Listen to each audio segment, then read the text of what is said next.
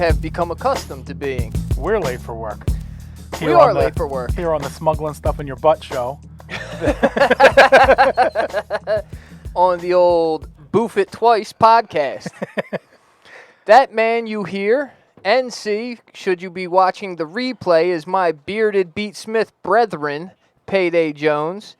And I am Sean Cove, a pre-op, cisgender, transhuman cyborg. Nice. And this is the GiG podcast. I had a whole lot of cyborg problems today. We'll get right into it. Those are the worst kind, as per the Connors. Yes. So, as being the cyborg that I now am, I got this. Something's playing somewhere. I hear it too. I don't know where it is. Hold on.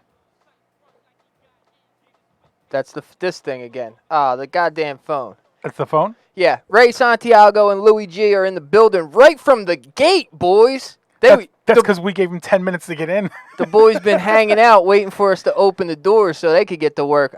We're late, but we appreciate you guys being on time for the job. Absolutely. Somebody's got to be responsible around here. Yeah. So today I bought I didn't buy. They gave it to me for free. Free, quote unquote. Yeah, kind of. A new phone. And it's still doing it. This isn't going to work here. Pull it. Yeah. They gave me a new phone. The Apple iPhone 13. Whatever. I haven't had a new phone in a few years, so I decided, if I could get it for free, trading in my old phone, let's do that, right? So, as she's making the sale, like a good saleswoman should, she comes out, she finds out that I'm in construction and says, "Hey, you wouldn't have any use for the Apple Watch, would you?" And I said, "Well, you like to tell time, don't you?" I've kind of been eyeing up the Apple Watch for a few months now and just haven't pulled the trigger. I said, I'll have interest. Let's, depending on what it's going to cost. Right.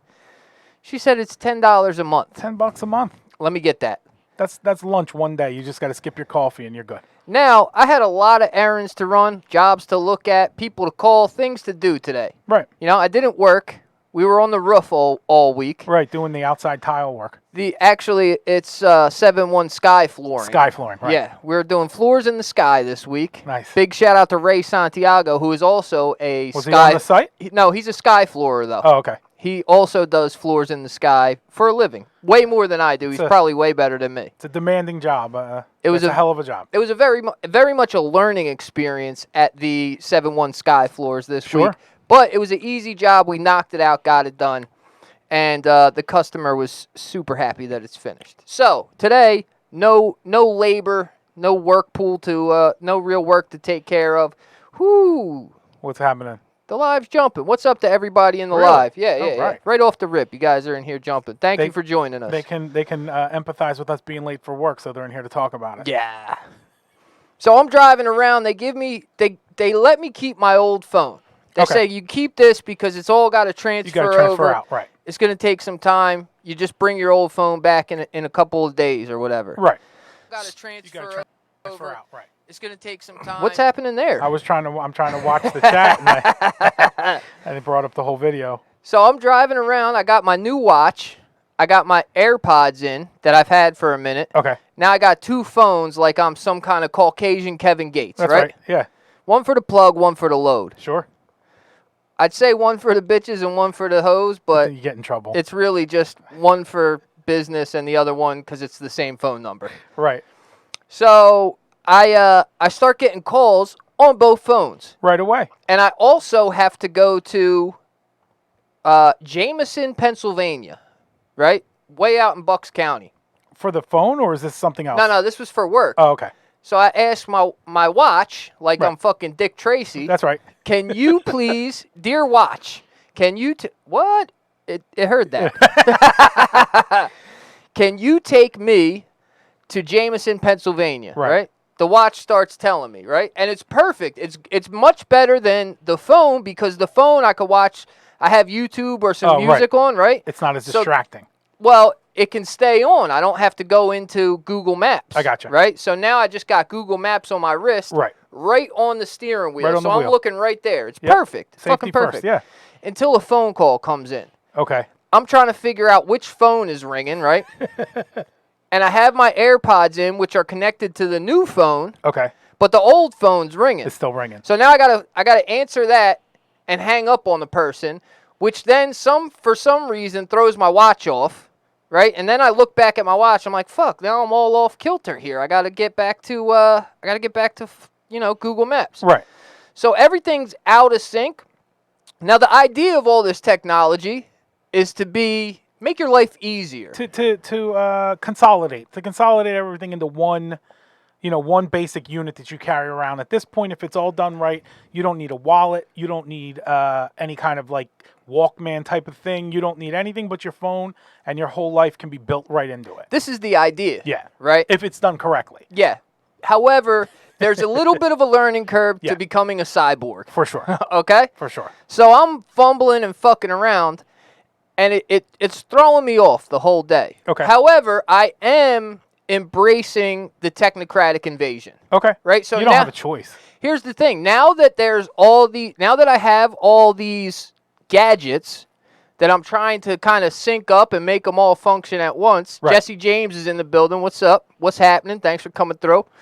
Now that I'm got all these gadgets, I want them to sync, and I want to use it, and I want them to make my life easier. Right. You want to be all in on this. And so I think that there's only one thing to do in order for them to sync, right? Okay. And that is, I think you have to get the second shot.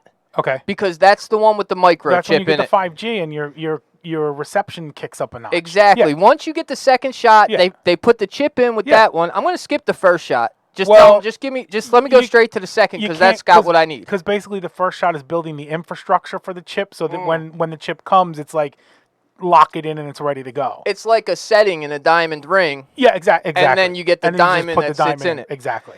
Right into the tines. So little does AT&T know, not only did they sell me all this material, but they've turned me over. Pro-vax. I'm pro-vax. Yeah. Fully pro-vax now, because I need to be. That's all Steve Jobs ever wanted for you. Well, him and Gates. The whole Bill Gates thing. I'm sure Steve Jobs They basically were pretending to be enemies. They were friends the whole way. When Apple was about to go out for good in the 90s, Bill dumped a bunch of money on him so they could start the iMac revolution, and basically that's what kicked off their revival. So they've always been friends. Very well. Yeah. Yeah. So that's what's going on here today. All right. All right. We got a whole bunch of things to talk about. You know what? Let's stay with technology and whatnot. Okay. Right? Do we have any other? I think Ray left, but do we got any blue collar guys in the chat? Because we have a very blue collar review today. Oh. Okay. On what may turn out to be a vital item in your winter wardrobe. Okay. Also, how you like my sweater? You like this one? I think the sweater with the V-neck T-shirt is like a real solid look. I think it's classy and like you're ready to relax too. My man, the triple OG Brent Moorlock, right? Charlie, what's happening? Thanks for coming through.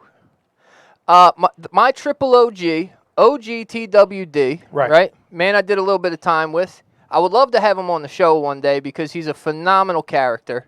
Love the guy. We were going out to a fancy dinner once. Okay. I say, hey, man, I never been to this place. What's the dress code? Yeah, what are we doing here? Right. His response was, your regular attire will work. And I said, well, what's my regular attire? High-vis jumper. He said, gentleman thug. Okay. I said, okay, that works. Yeah. I'm going to embrace that. So Okay. I feel as though, like, with the polo white tee, V-neck underneath, Right. and the scruffy beard, This is with this beautiful cardigan, this is gentleman thug. gentleman thug attire. I see what you're saying. Now, in that same lane of cardigans, Right. got a lot of mucus going on in here. All right. Usually I'd hock it and spit it, but, but where? I don't think that's going to work right now. Also, I'm sure nobody wants me to hear me hock a loogie in their ear. It's not the most entertaining sounds that you can hear when you're listening in. Yeah. So I got the Milwaukee heated hoodie. Oh, okay. And Thermal hoodie, huh? the same as the watch. This is a thing that I've been eyeing up for a while now. A few weeks. They came out in like August. Okay. Right? They start putting them on the shelves in like August. Right. And every year I see them, and I wait, and I wait, and I wait, and when it gets they're cold, gone. they're gone. Right. Because that's the idea. They're putting out the fall stuff in the summer so you can get your shit together so that when fall hits, you're ready to roll. Having my shit together is not one of my Not part of stronger that. points. Yeah, so It's not on the agenda. yeah, so I see it this year.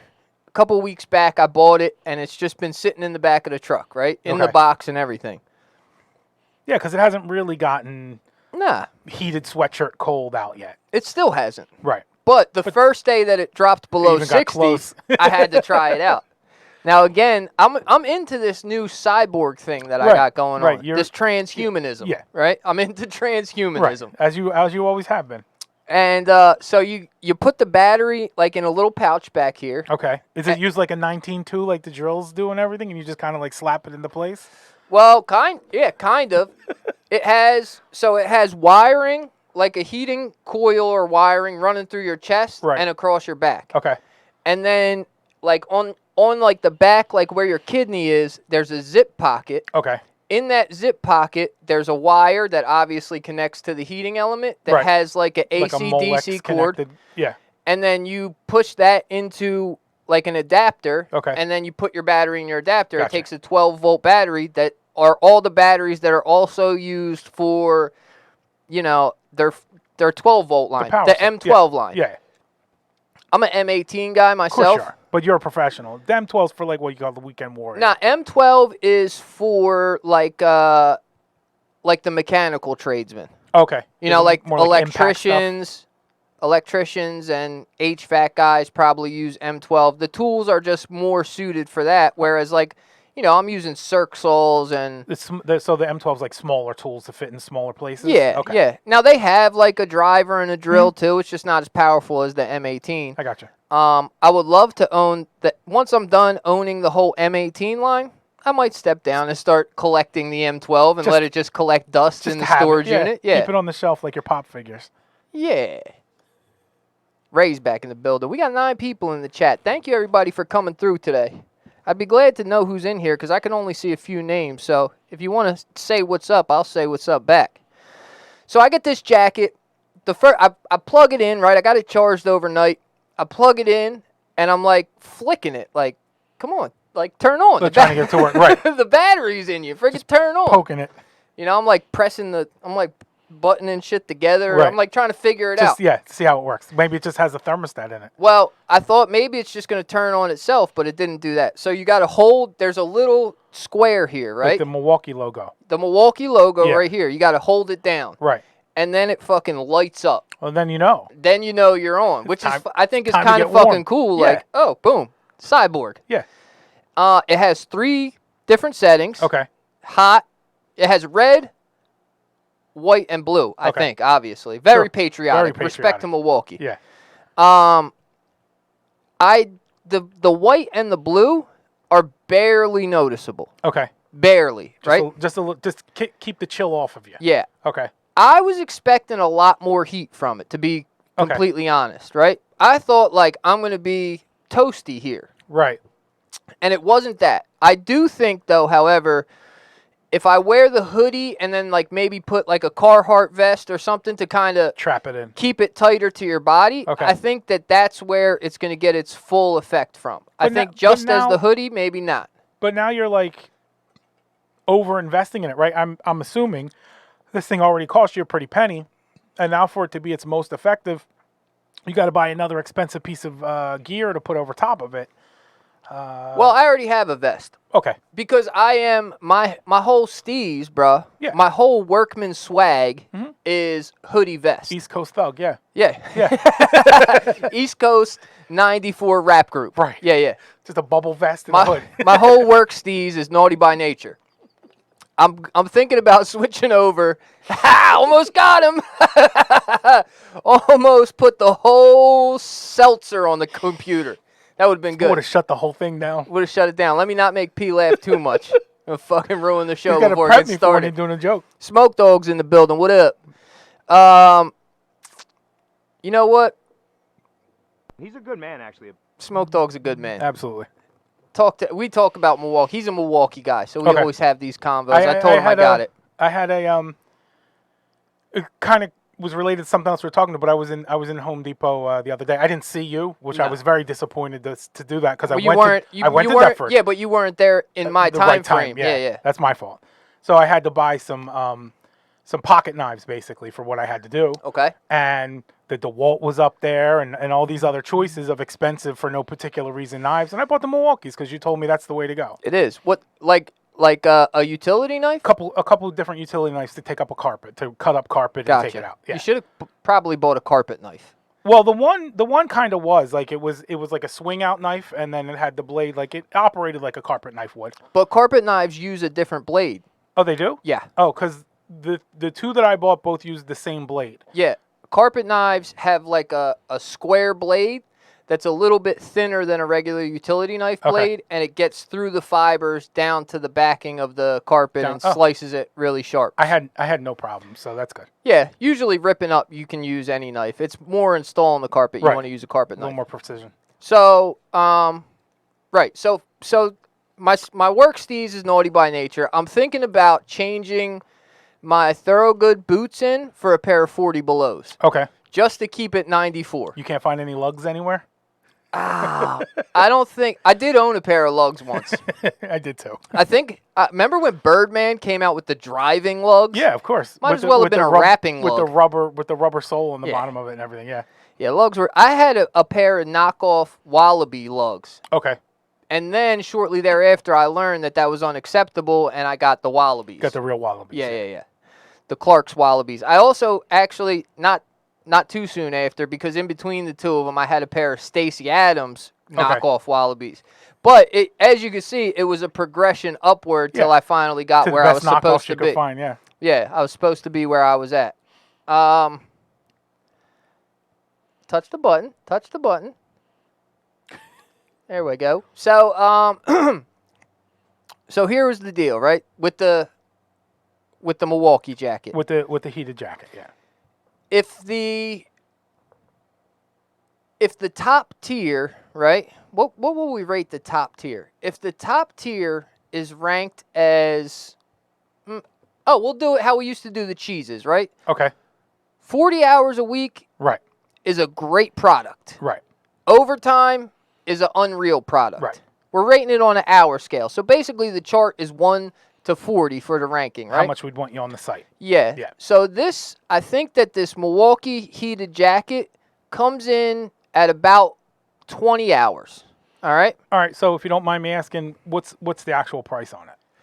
It was $159 maybe, or Okay. $139, somewhere kind of in that area. Just for reference, let's just say for argument's sake it was $40. Mm-hmm. Would it now be more hours, or is the price is not a factor in when you're figuring this out? So I didn't think of the pricing being a factor, but I'll tell you that this much is true. If it was $40, I'd probably have two. Okay. One for work and one black one for just wearing out on the bike. Yeah. I gotcha. But at $160 or whatever it is, I was expecting a lot more than I got out of it. So when that one wears out, you're not replacing it. Not with I don't know. I think we got to see how it plays through the real cold. Right. Right? That's because true too. if it comes to be January, 30 degrees out here, and I can throw it on with a vest and it keeps me kind of toasty and moving. Right. You know, I might invest in another one. I gotcha. I'm glad that I bought the hoodie instead of the jacket that's like $200. Okay. Right? Because I'd have been real disappointed if I spent $200 right. and that's all I got. But also, the jacket might be better. You know, I don't really know. Old Gavone was trying to talk me into the jacket. I'm glad I didn't listen to him. That's smart. And then also they have a vest, which I don't know. You know, so if anybody is out there listening that has any experience with the Milwaukee shit, I'd love to hear if you think it's worth more than 20 hours on the job site. Right. I think we'll get the true test when it comes once it gets actually cold, because you don't really have a gauge on how well it worked because you were never cold and then became warm. You know what I mean? You were just a little chilly and that was it. Exactly. So that's that. Staying in the work side of things, right? Here's a thing that I thought of over the past few days, right? Saturday work. What's your view on Saturday work? Despise it. Yeah. Despise it. And always have. I've had jobs where it was obligatory and it always sucks. It's it always sucks to be working when everybody else, well, when it feels like everybody else has off. Even just on holidays that you have to work on, it sucks. So Saturdays are even worse because that's every single week. Yeah. So they try and disguise Saturday work. Always. They hit you with the old, like, oh, we only got to work till noon. Only got to work till noon. Wear whatever you want. Don't worry about getting dressed up. Yeah, Come in yeah, your yeah. pajamas if you want. Now, as a boss, Right. I should be like, yeah, let's get the guys working Saturday. We could be more productive. Yeah. However, I have been able to hold my weekends in high regard through and through, right? I've learned, I think, at a point, I learned that regardless of how many days in a row I work, right, there's like a point when it's the law of diminishing returns. Right. Like, you need to, like, let your brain stray away from the job site. Yeah, you got to have downtime, especially a job that's so physical. Like, you have to have time to just like lay up. Even if laying up is doing other stuff around the house or whatever. Yeah. You just have to have time where like you're not focused Just to get on off the this. job. Yeah, to not have the stressors of being on site. Right.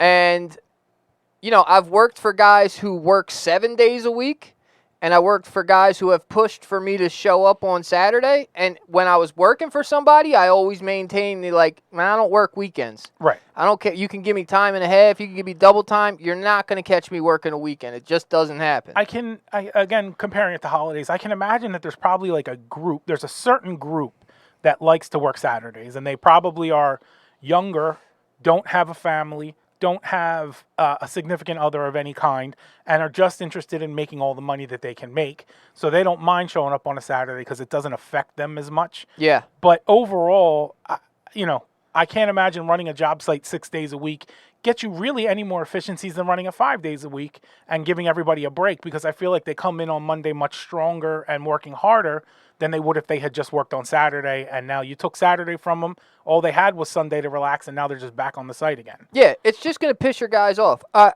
was slacking on the chat here. Charlie, I'm going to get to that. So we got a question from the chat that we'll get to. Jot it down. I'm looking at it right here. Okay. So yeah, I think there's always going to be people who suck up all the hours that they can. Yeah. And there's always going to be a boss who wants you to work all the hours you can work. At 7-1 Sky Flooring, Right. we try to stray away from weekend work. Every once in a while, I got to work a weekend, and I'll do it, but there's got to be some type of scenario where there's a lot of money on the line for this. Like whether it's, Right. hey, if I work Saturday, then I could get this job done and start fresh on Monday. Right, or something like that, or whatever it might be, or I can only get somebody's help certainly on Saturday. I think since I've started my business 3-4 years ago, I can count on one hand how many weekends I've worked.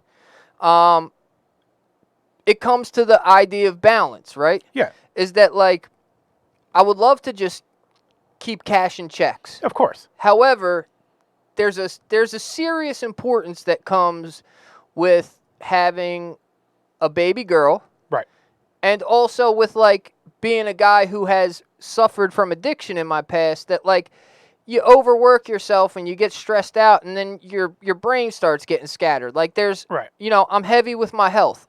My Saturday and Sunday mornings are for the gym, Right. regardless. Right. Because I might not make it all week, which I didn't this week. I feel like a fat fucking slob because I've been eating pizza and not working out, and I'm like 3 pounds heavier. Which most people wouldn't even give a fuck. But because of my body dysmorphia, You do.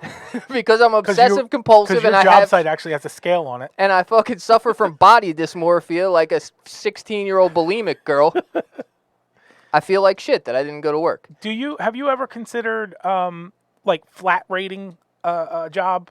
Like you go to your workers and you say, all right, look, this job should take us X number of hours, and this is what I would pay you over that X number of hours. On occasion, I do. You get that money, period, at the point at which we finish the job. So if this job's supposed to take 4 and you guys get it done in 2, but the work is up to snuff, you still get your full 4 days worth of pay, and we just either rest or go on to the next job. You don't need a warmer. Apparently, the Milwaukee. You start sweating in the Milwaukee, and then it'll freeze in the wintertime. Oh, like it jams. I'm not it looking jams forward up. to that one. Yeah, not looking forward to that one, Ray. Yeah, sometimes I do pay the guy's rate. Okay. Right? Like, we'll say, like, all right, look, boom, here's how much is in this job for you, whether it's 2 days or 3 days. Right. And that works sometimes. It usually works in their favor. Sure. And really, in reality, It's in your favor too. I'm usually working in their favor. Right. I usually feel like I try and work in favor of whoever's working with me because I remember working for guys who were dickheads, and I'm not greedy, right? No, and any smart boss should be working from that perspective. Like, what Should. should yeah. Yeah. What's going to keep my employees happy and working at their best, and that's what I'm going to do, regardless of if it costs me a couple pennies in the long run. It was well worth it. Oh, Brandon, Joey, what's up, guys? Thanks for coming through. Appreciate y'all stopping by to hang out for a minute. So here's the big question of the day. First off, did I say that Charlie loves my sweater? He did. You did say that. This is all a plan, bro. I put this sweater on The sweater was the key. thinking that if you guys scroll by and see Cove wearing this fucking cardigan, that you might stop through and say, what the fuck is Cove doing with that fucking sweater on? That sweater tells us that this is important. And now you're here. That's right. So I hope you enjoy what we're doing. The second thing from Charlie is, would you guys ever use nunchucks in a situation where you got to use a weapon to defend yourself? Off the top, I don't think nunchucks are my first pick. Mostly because I'm not proficient in nunchucks. I used to be proficient in nunchucks. I believe it. There was a point in time where the answer would have absolutely been yes. You have the aura of a man who is a nunchaku. I used to have a set that were metal handled, and they could screw together and just be a baton, a whole baton. Mm-hmm. And at this point in my life, I'd rather have the baton.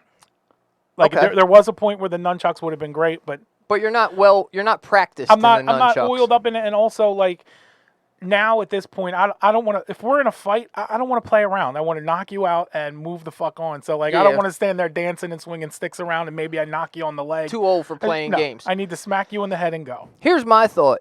If the situation calls for a weapon, does that mean I get to choose which weapon it is? Right? They just throw them in the ring for you like an ECW match Because I feel like I'm most proficient with a gun. in a slap razor fight Okay. or possibly a sharpened piece of plastic. Okay. right. An upside down toothbrush. I think if I get a sharpened piece of plastic, that's where I'm my most comfortable at, with a bed sheet wrapped around the end of it. Okay. I think that if it's a street fight, anything's available to me. Yeah. I'm going full Donatello. Trash can lid. Oh, okay. Full Donatello with a trash can lid. Yeah. Now you're like unstoppable, bro. You're the king of right? the You world. got the shield and the fucking bow staff. Right.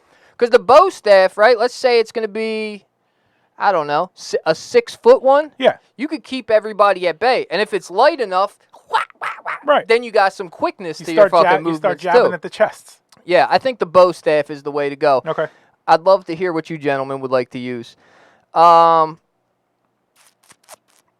about this? So, P, we often break your balls, Yeah. right? We like to break your balls about being wild liberal. Right, because I think you have me mislabeled, but that's only because you guys are so far to the one side. I am so far to the conservative side. Yeah. I'm at this point, I'm only a half a notch away from being a Proud Boy, I think. Pretty much, yeah. It's just a haircut issue, really. Yeah, that's it. I got the haircut. No, you got to have the other one now with the all the hair on top and shaved on the sides. Oh, shows you how much I pay attention.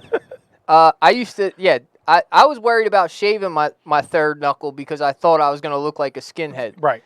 I do. I am a There skinhead, you but go. I just don't stand for skinhead values. Right. I am the world's first 5%er Skinhead. Right. Yeah. It's worked for Between me. the two, that basically means you don't like anyone at any point in time. Neither ever. side, yeah. Right. You're just out of everything. Except myself. I like myself. I have faith in myself. All right. So go ahead.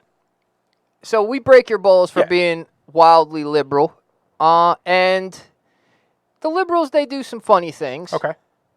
I think this one is one that's going to get stuck in your crawl at this point. Oh, it may. All right? Have you heard about the cancellation of Brown Sugar and the Rolling Stones? The song Brown Sugar? Yes. I have not. Okay. So apparently the Rolling Stones had an interview with, I don't know, saying that they now choose not to play Brown Sugar at their shows. Okay. Which I don't think is like a Keith Richards choice. Right. That's got to be That's a it. publicist somewhere behind them telling Sure. them to do that. Sure. But then I found like the article that was railing them for promoting slavery and objectifying black women. And so to me, and I never really listened to the song like super clearly, like to dissect it. But to me, I always got the vibe that it was just about liking black girls. Right. Apparently, Brown Sugar is a song about slavery and being sold into slavery and used as a sex object by the master. Okay. And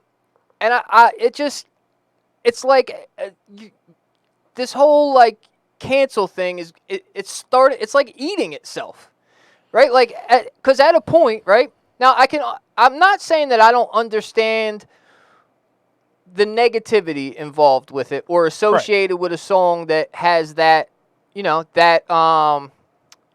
whatever, a song that's about that. Right. It has a negative connotation if you listen to it and break it down. I don't think that the Rolling Stones were coming from a place of hate or negativity or anger. I think, to me, from the era that it came from, who they were and what was going on at that point, I feel like it would be more of a song of, like, if anything, awareness of the topic. Okay. Right? Or just saying, hey, this is a thing that happened and we're making it a song. If anything at all. If there was any thought at all really put into it. Who knows who even wrote it? Who knows if it was the Stones? Jagger wrote it. Could have been Bob Dylan. It was Jagger. Okay. But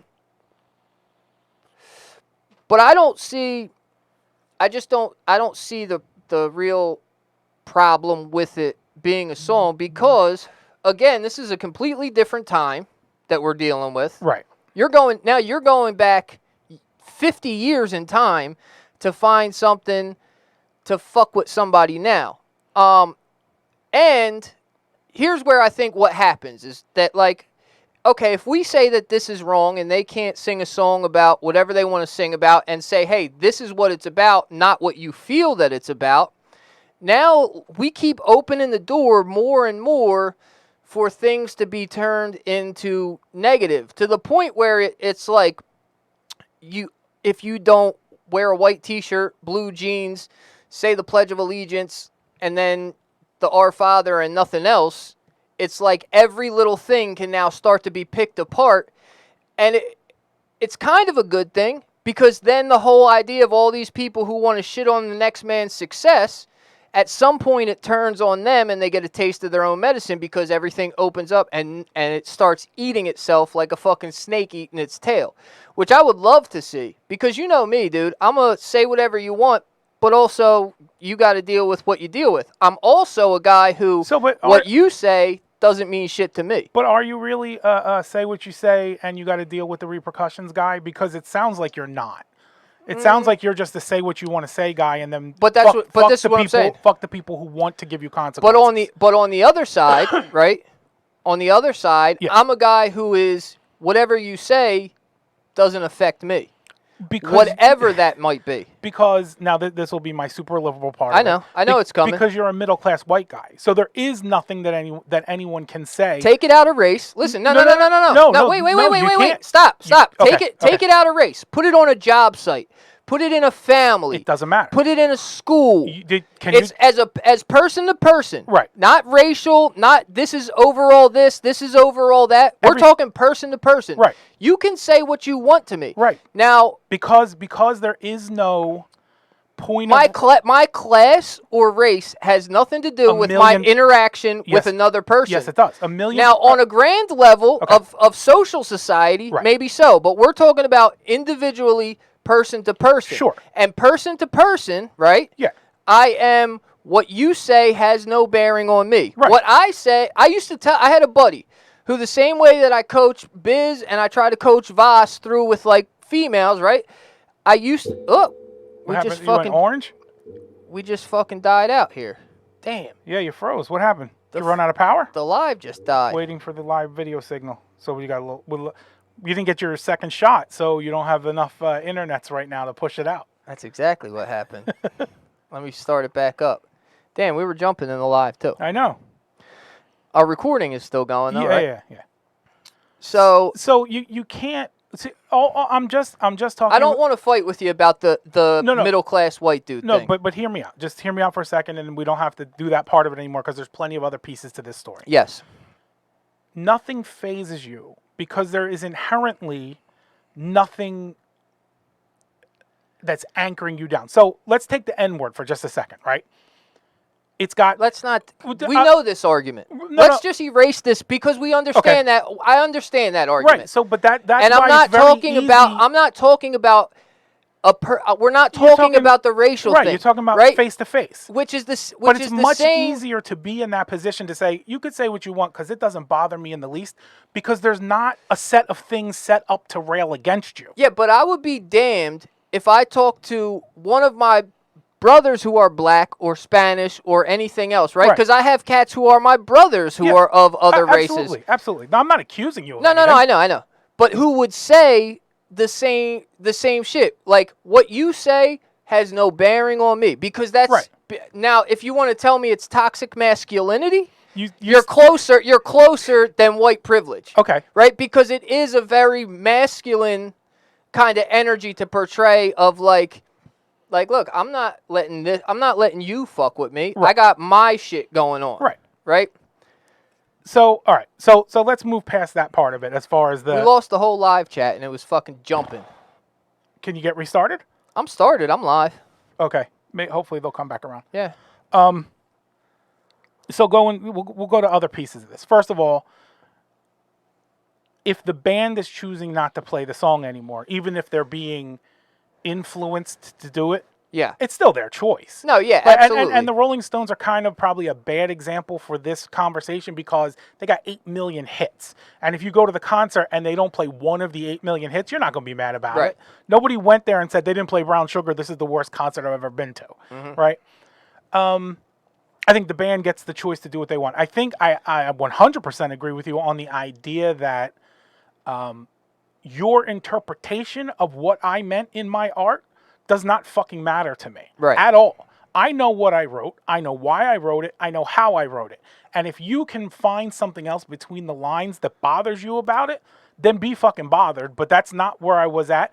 And I'm not even going to give you the sorry, not sorry. I'm not going to give you the courtesy of addressing it when I say, hey, I wrote this about my first baby mama. Yeah. And that's what this song is about. And if you can hear other things in it because you want to tie some analogies and metaphors together, you go right the fuck ahead. Is that what they wrote it about? Yeah. Okay. But you go right ahead and read into it what you want. I'm telling you it's not there. Right. And if I'm the artist, that's the be all end all. There's a little cartoon that makes its way around that says it's got a 6 or possibly a 9 in the middle of a street, and there's a person on either side of it, and they're arguing. It's a 6, it's a 9, it's a 6, it's a 9.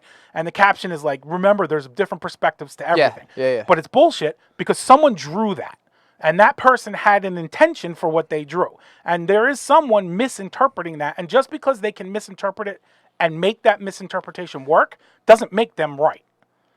You know what I mean? Like, correct. So the artist drew a 6, let's just say, right? Yeah. The guy who's arguing it's 9 could say, no, look, it curls over here, comes down, and it's a 9. Right. No, that's not what the artist intended. That's not what it is. And if you see that, God bless you. But that does not matter to the artist. So as far as someone being able to dissect those lyrics down and then reconstruct what they mean, they're welcome to do it. They're welcome to say, I think there's some undertones in here.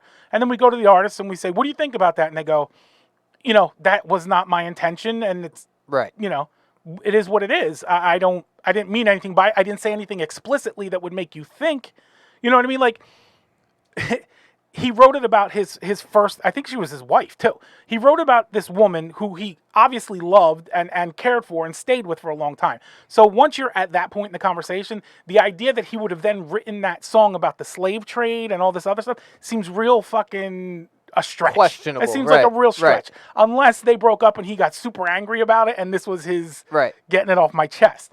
But no, the artist has the right to do what they want. You have the right to interpret it how you want, but if you misinterpret it, that is not the artist's problem. Unless the artist is doing something overtly wrong. Right?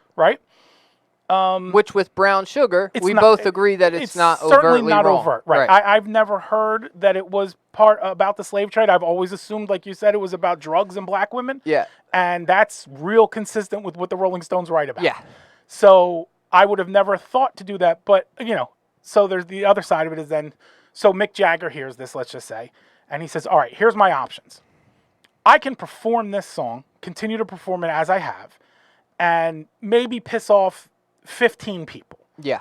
Or I can just cut it out and piss off nobody, and we can move right along and do an encore with Shelter Me. And that's it, right? So he's got the Well, option. he pisses off him particularly, somebody right? who's looking because for... because of his audience particularly. Right. He probably pisses off more than 15 people. But Sure. on average in this situation, right, he saves 15 people from being pissed off. Yeah. He pisses off 15 more people. He's pissing off somebody. So the reality comes Right. down to, like, you just keep things how it is and let people... Here's what... we go back to the internet of you're famous. You are world famous for saying not everybody should have their opinion heard. Correct. Right? And that's what this goes back to, Yeah. is that Mick Jagger and Keith Richards have no business listening to a 23-year-old college kid's opinion of what they think the song was about. So And- I think they can listen. I think you can hear a person out. I don't think there's anything wrong with hearing them out. You can. And they can decide if there's any validity to it at all. Like, there is a chance. There is a chance. Because we know the Rolling Stones were probably drunk and high through the entirety of the 60s, 70s, and 80s. Yeah. There is a chance that when he wrote these things not realizing what he was writing in that way. And he could just go, oh, all right, I didn't realize it would hit you like that. I'm not going to pull the record off the shelves, but we'll stop doing it live. And it won't bother anybody. And it's no skin off our back to not perform it live. But no, I don't, if the artist says this is what it is, this is what it is. And that's that. I just think it doesn't necessarily affect me any which way because I'm Right. not really like a Stones guy. Right. You know, I'm more of a Led Zeppelin fella. You always seem, that's how you know. I come across as Yeah, a Zeppelin guy. definitely. I know.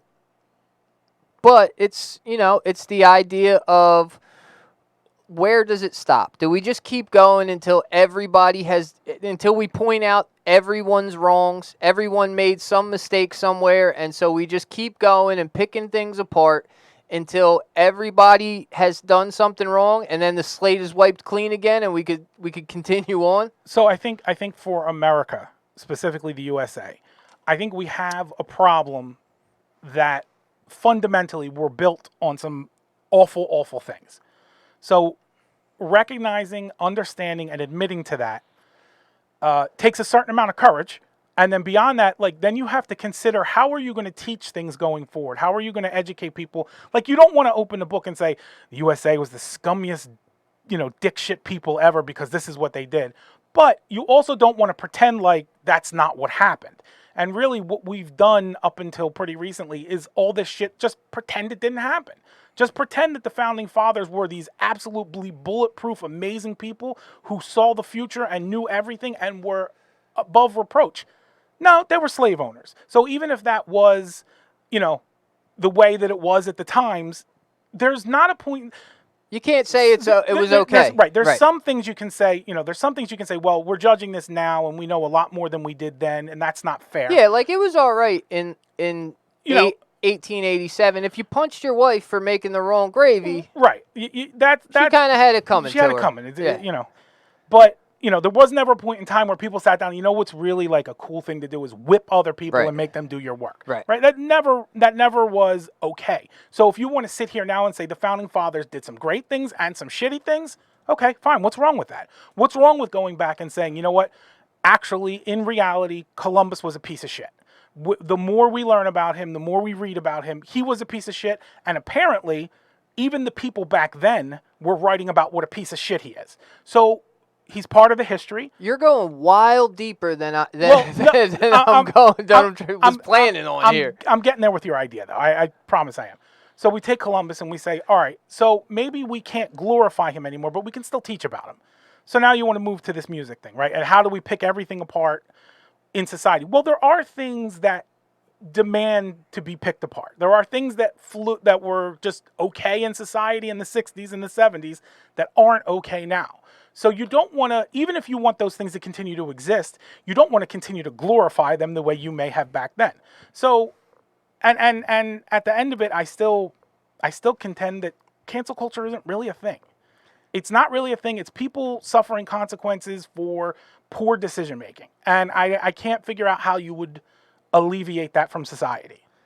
Now, just because society changed and you didn't, doesn't make it okay for you to still be who you are. You know what I mean?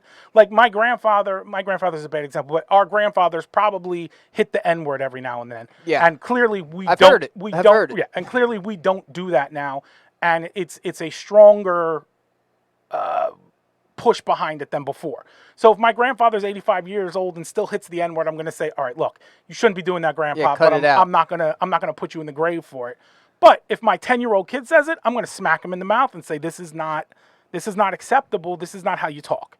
So yeah, I know what you're saying. You're going back and you're digging through everything with a fine-tooth comb, looking for reasons. Yeah. But it only works if it sticks, and it only sticks if it's got any level of validity to it. And so Mick Jagger choosing not to do the song anymore, that's his call. But like, he's not getting anything beyond that. Like nobody's saying stop buying the greatest hits of the Rolling Stones. Nobody's saying stop buy the tickets. They're just saying this song is kind of sus to us. Well, how do you feel about it? And he said, all right, I'm not going to do it anymore. I think fundamentally more so than the problem is that not what we're digging up and whether we're letting somebody right. what we're digging Go up ahead. and whether we're letting somebody live on things that they said or we're crucifying them at the grave for the things that they said. Oh, the boys are showing back up. Good. Thank Louis, you. sorry about that, man. With We're back. Technical difficulties. Yeah, we're back in the building.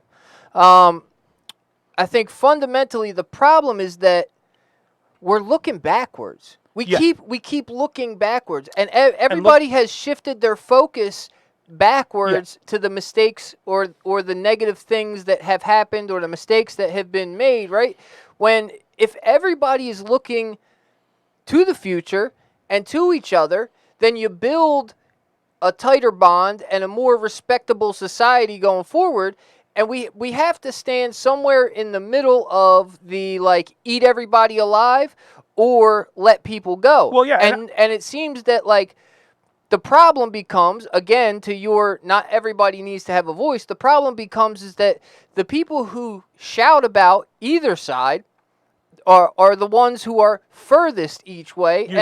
And there's not the loud voices that are sitting right in the middle saying like, look, let's figure this out heading in a forwards direction, right? So I'm like 90% with you that like we should be moving forward and not looking backward.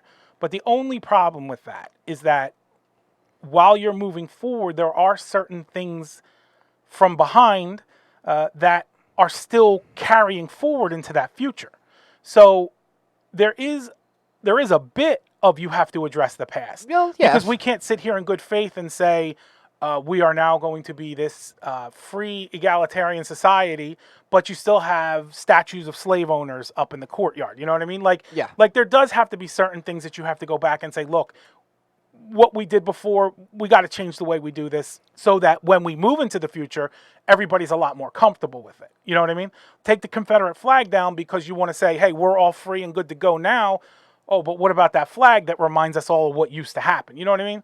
So, yeah, I'm with you like 90% of the way. I think there has to be a little bit of look back. I think that there are people going over things with a fine-tooth comb just because they have beef, and those people are bullshit for the most part. I will end this because I could counterpoint you. Yeah. But I know that you will not go out without having the last point. Payday Jones will always give you his argument last, and I will let you have that. All right, thank you. On a completely Sure. Let's switch it up. Let's get out of different sociological scenario. talk. I mean, there's another fight on the agenda. All right. We just got to see if we get to it and if I have the heart to even keep fighting with you. This is the yes and show and not the no but show. I may save that fight for when it's a little more even and you got two brains versus yours, right? You're a great arguer, so we got to come at you two at a time. I honestly appreciate that. And loud. I appreciate that. We have no way to beat you unless we're louder than you. Oh, well, we can cancel Apache by the Incredible Bongo Band next. Why? What happened? Weren't they people of that descent? Were they Apaches? I thought that were the Incredible Bongo Band, right? Yeah.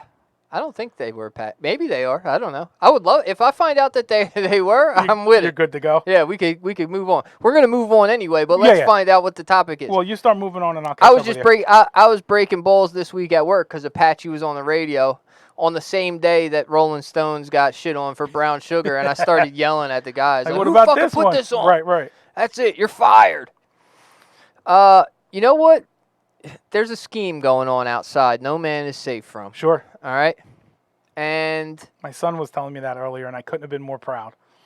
what was his scheme that was going on out? Shook Ones came on, and he knew the words, and I was like, I'm doing good. Good I'm doing a good job. Yeah. He knows the words to that, and The World Is Yours by Nas, and I'm just like, I couldn't do any better than this. Yeah.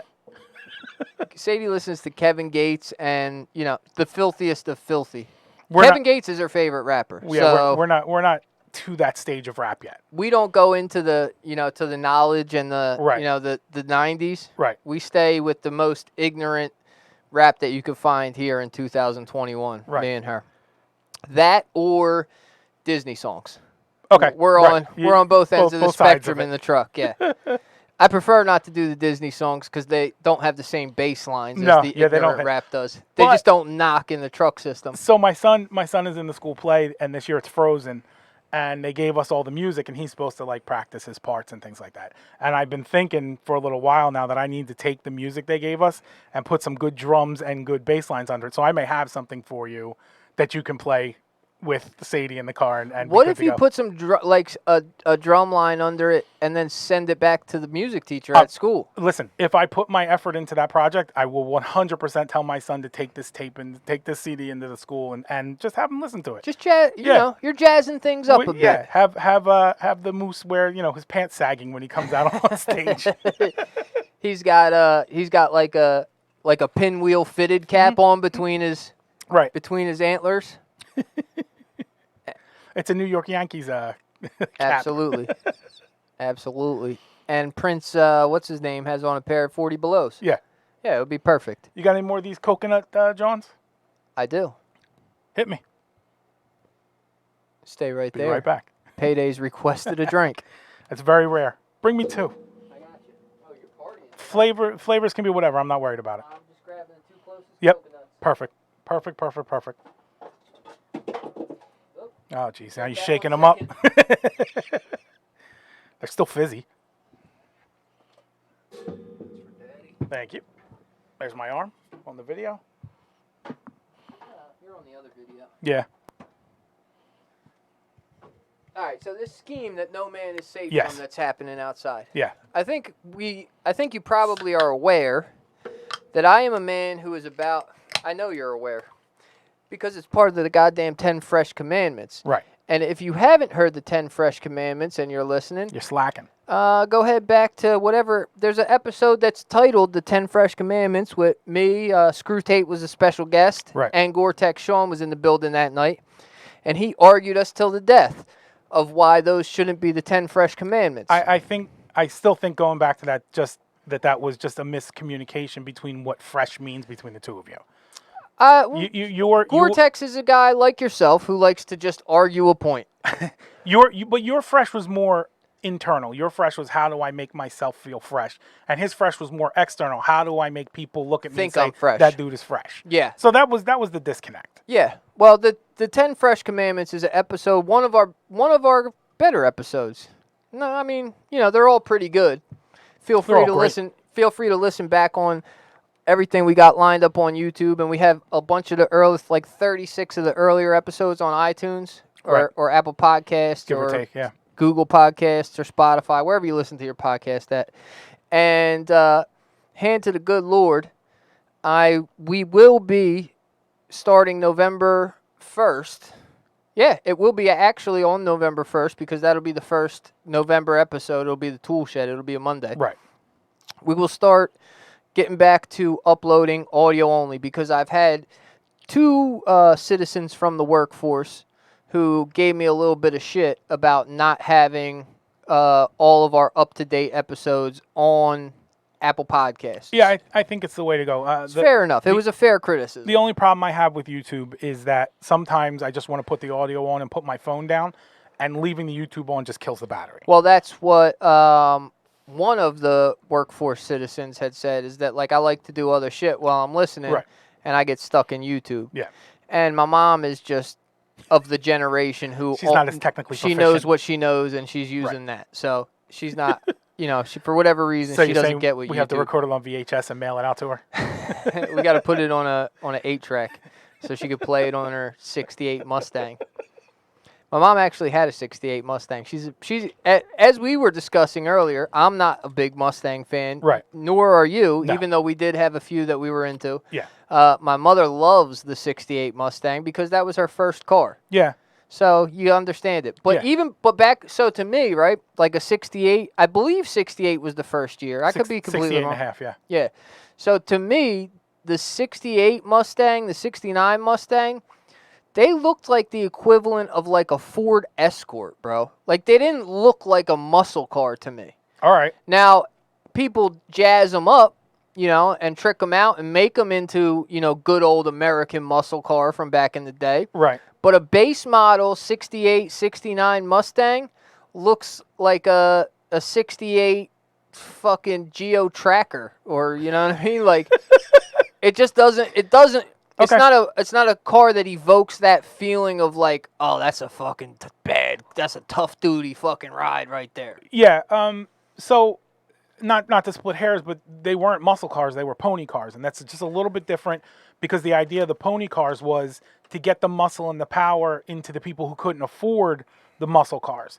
So that's why, Which is still the idea of the Ford Mustang. Yeah. pretty much, yeah. So that's why, like, off the shelf, the Fords do look a little pedestrian because they're at that point they're sharing parts with a bunch of other cars so they can get it into the showroom as cheap as possible. Right. But and I know no one can see this. That looks pretty fucking aggressive to me. That looks like a car that could possibly do some damage in a racetrack. That kind of looks like a Dodge Dart. Okay, Like they're. I gotcha. If you're listening, or if you're on the playback, look at a 68 Mustang The 68 Fastback. and tell me that doesn't look like a Datsun. Right. Well, there's a Toyota Celica that was purposely built to look like that. Well, that's yeah. there you go. Yeah. But That's no, what it is. I hear what you're saying. That those cars don't look to be particularly aggressive. Yeah. They were more about the motor and the other things that they brought to the table. And I've been a guy who, with vehicles, has always been about the look, right? Yeah. Like, I don't care much for what the specs are on a car. I like something that looks nice. Usually lean towards the luxury side of things. My first ride was a Caddy, a 9-deuce Caddy with a soft top. Nice. With Right? a Broham. Yeah. My next car after that was a 97 Lincoln Continental, all black, I had an limo 88. style, There you like a goddamn limo. And then I went to a Jeep Cherokee that I traded to some Spanish kids in North Philly for a couple of sacks, and then it got repossessed by the police, and I never went and got it back. Sure, that's smart. So, Yeah. and here I am now with trucks. Right. I'm a truck guy now. Yeah, I'm a stone cold Chevy guy from here on out. I'm more of a specs guy, but like I like the cars that sit in between that, like, you got the balls to go 100 miles an hour, but also you can fit the whole family in the car without cooping anybody up. Well, I say all that to say this. To say that lately I have been, as I kind of do, I've swung back around Okay. to kind of being into the dunk culture. Okay. Right? Now, as I'm looking at them, so listen, hear me out here. I'm listening. For a while, dunk culture has been, for I guess the early part of it was really just about putting big wheels on a hoopty. Right. Right? Maybe, and then you try and get a paint job, and then you try and get the guts done, and you try and make, the car that was sitting on cinder blocks in Grandpa's yard, you try and turn it into something. Right. It was the idea of dunk culture. Showpiece, yeah. As it has evolved, now there's dunk racing culture. Right? Oh, okay. I did not know so about now they're building, they're putting Corvette engines in 73 Impalas with fucking 30-inch wheels on them, and they're taking them to the track this. Okay. and fucking shredding, right? Okay. So it has grabbed me again Right. because now not only do they fucking look kind of cool with the fucking dumb big wheels, Right. but now they're like leaning more towards the performance side and have a more well-rounded car. So now you got, a fucking 86 Grand National Right. on fucking 28s with a souped up fucking Grand National engine in it, Oh God. and it's fucking running, Listen, a 12 in the quarter mile. do that to a Regal Type T all you want. Please don't do that to a Grand National. Please don't do that to a fucking national treasure like that car. I would do it to a Monte Carlo SS, See, an that- 86 Monte Carlo SS. Does the 86 have the fastback window or the flat You flat could get square up either window? or. Okay. I like the flat square window. I Okay. don't like the fastback on the Monte Carlo. Okay. I think it looks goofy. The Okay. bubble back, nah, not Alright. for me. Okay. Not for me. So that's fine. That's a fine car because there's a million examples of that car out there. The Grand National's a rare treasure. Don't fucking... They're going heavy on the Caprices too. Like they take Always. like the 89 Caprice Classic and then put the Corvette, the C8 engine in it. The LT3 engine, yeah. Yeah, LT3, C8, whatever. Yeah. I'm not a Yeah, car yeah, guy, yeah. right? But they put the Vet engine in it, Yeah. and then they put like a fucking muscle car muffler on it, so Right. it sounds vicious. And then, they roll up with fucking lights underneath and fucking wheels that don't spin when you drive. So it's not my The particular... old moonwalkers. It's not my particular brand of vodka, but the only thing that concerns me about that idea, like, do what you want to do to your I car. don't have obviously. a brand of vodka. I'm a rum chata man. Those tires are so fucking thin. They're so not designed to be beat up in a performance manner. Well, I'm sure that when you're running it on the track and it's a track-specific dunk, that they are, they got they got low profiles on there. Yeah, like that. That's Maybe the they only just thing. run through them. Yeah, they're just. I yeah, mean, look how much we're looking at a picture of a beautiful car. right. But look how much work they did to it. You think that they're worried about putting another 1,200 on it every 3 weeks to change the tire, put fresh fucking rubber on it? For a bunch of drag racers, I'm usually not in this mode, but like, I'd be concerned for the safety. You do a burnout in that thing, and you're just spinning on the rims at that point. You're gonna have problems. That's my only concern about that idea. Otherwise, like I generally, yeah. Sorry, I don't want my people to die. Fucking guy's worried about safety on a fucking racetrack. A little bit. Not all the way. Like, because if I was really worried about it, I would say just don't do this. I bet you press the button and wait for the crosswalk to change too, don't you? I do not. Didn't I tell you that story? That's how I figured out how you tell East Coast people from West Coast people. When I was in Vegas and it was like 4 a.m. and we were walking the strip and there were people standing at a corner pressing the light waiting.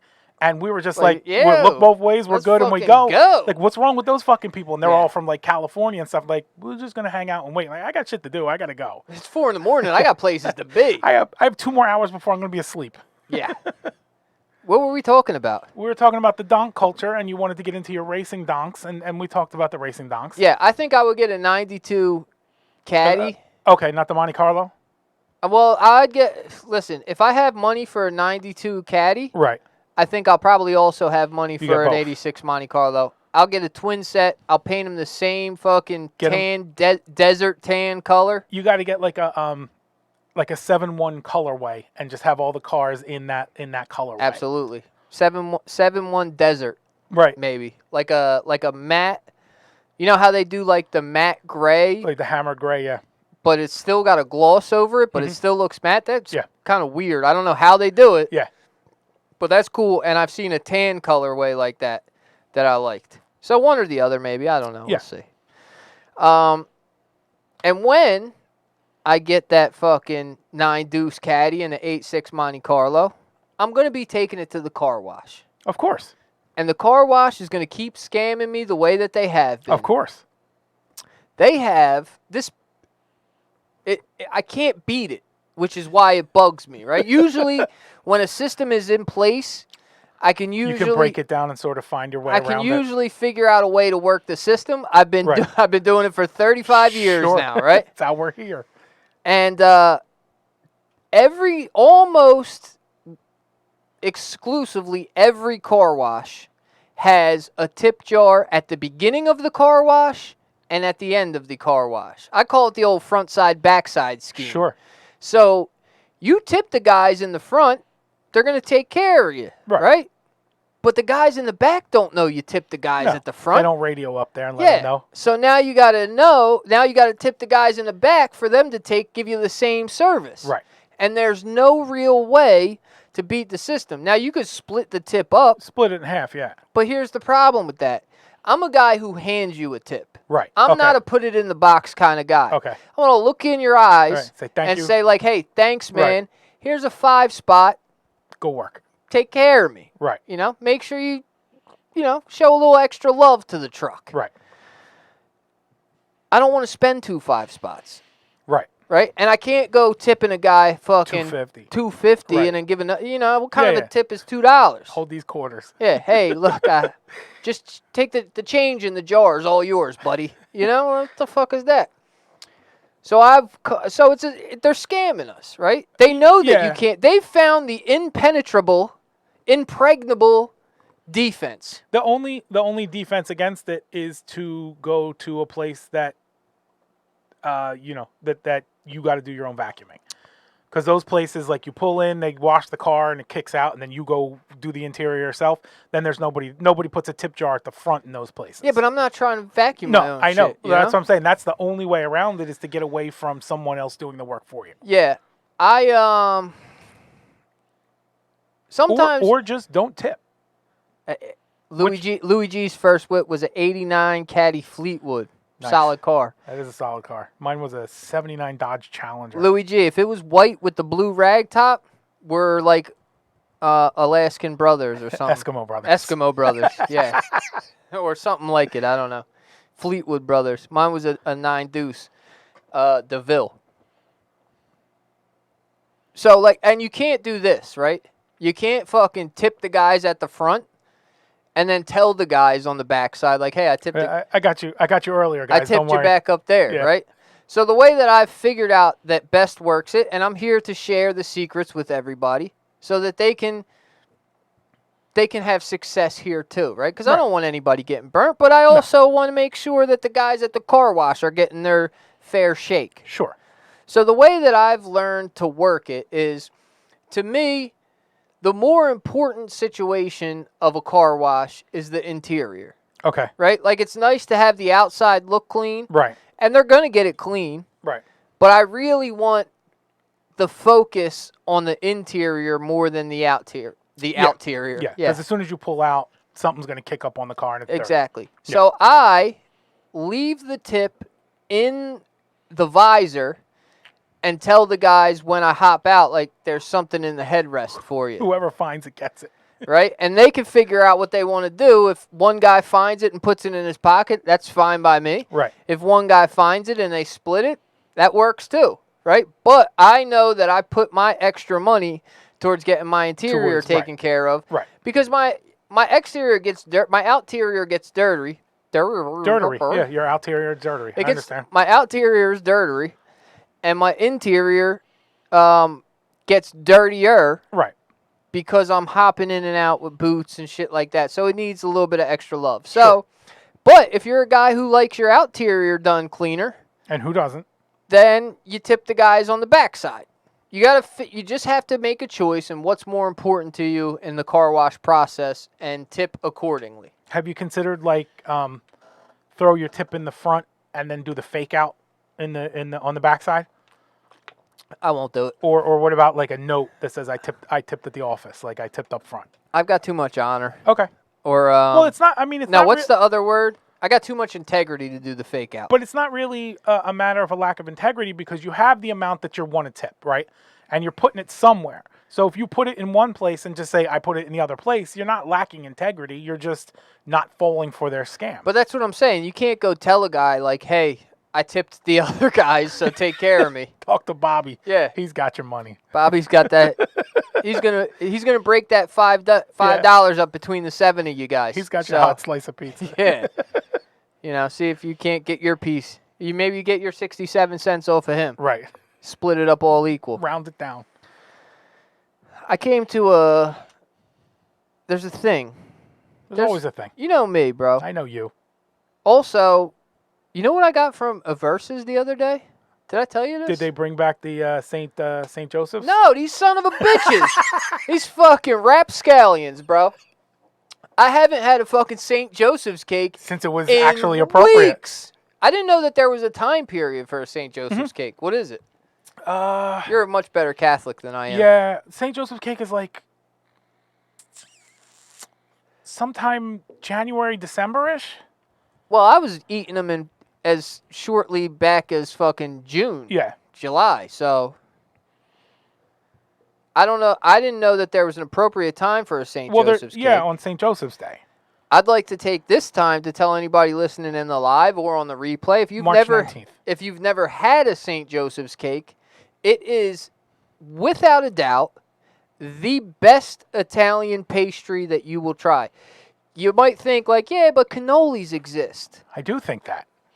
I will tell you right now, beyond a shadow of a doubt, a St. Joseph's cake blows a cannoli out of the water. Unless it's a Termini cannoli, and then a Termini's cannoli is, maybe neck and Termini neck also with a makes St. Joseph's cake. And how is I there haven't St. had Joseph's one cake? yet. You got to have an even playing field. I assume that if Termini's makes St. Joseph's cakes, they probably blow Termini's cannolis out of the water. Okay. You know? I like a nice slice of Italian rum cake if I'm going Italian dessert. Bro, get out of here with that bullshit. See, now you stepping out of your lane. I did it again. So I might have to smack that ass. that's an inappropriate comment. I'm sorry. And I'd like you to keep it to yourself. Fair enough. All right? I'll bleep it out in the replay. I would have let you get off the cannoli. Okay. But you're Yeah, but coming well, coming from center field over the wall. You broke the cannoli out right away. Like you shut that down immediately. Yeah, and you thought that I was going to let rum cake slide? I just wanted to see if you had a counter for it. You get the nice almonds. You get the taste of the rum. Look, I'm not mad at a rum cake. If there's Or nothing some else, tiramisu. I'll take a tiramisu over a rum cake. All right. What's going on there? Nothing that I need to know about. Right. I'll take tiramisu over a rum cake. That's fair. I'd say, depending on my mood, it might be a toss-up between cannoli and tiramisu. Usually, cannoli wins. Right. But St. Joseph's is that's the top But of the St. food chain. Joseph's, if I could pick one, that's the one. Okay. And I haven't had one in I usually have about one a week. Right. Haven't had one in weeks. Every time I show up at a Versus, they don't have it. Yeah, because they were in the back going, we only sell one of these a week. Why are we making them right now? Why do we keep making these things? Nobody eats them. There's a fucking... I wouldn't be opposed to paying a little bit of extra to know that there was one there every week for me when I show up on a fucking Sunday afternoon to a Versus. Them sons of bitches. And nobody seems to have an answer for me. No. Well, I'm asking, but also they're like high school girls. I'm like, hey, what's up with the St. Joseph's cake? Look, we're just here to take your They're money and give you pasta. I don't know. We usually have them. Why don't we have them? I'm like, that's the fuck I'm asking you. You tell me why you don't have them, and fucking where's Mr. Reversa at? I asked you first. Get Mr. Reversa on the phone. I need my St. Joe's we cakes. gotta talk. Oh, but yeah, that all came out of the fact that I got a pumpkin cannoli. Okay. The other week. Okay. And here's what I think of it. It's fucking below Italian rum cake. Okay. Okay. Get that trash the fuck out of here. Give me an original with chocolate chips, or give me death. Okay. All right. Have you ever had a pumpkin cannoli? Yes. Okay. Because there was one of the food truck festivals I've been to was a cannoli place, and they gave you like 10 different flavored fillings, and pumpkin was one of them. Yeah. I don't. Not a fan of I the don't flavors. necessarily know why you're messing with a cannoli in the first place. No. But certainly, I'm not going so far off the board that I'm incorporating pumpkin. Like, they had the strawberry and the chocolate. And it's like, okay. You can that's see that. That's a little it bit makes of a sense. switch up yeah. their dessert flavors. Yeah. Pumpkin, I've had pumpkin ravioli. I don't understand why I had pumpkin ravioli. I can't imagine that having it with powdered sugar on the top of it is going to make it any better at all. No. I had pumpkin, we got pumpkin marshmallows downstairs. Okay. Same thing.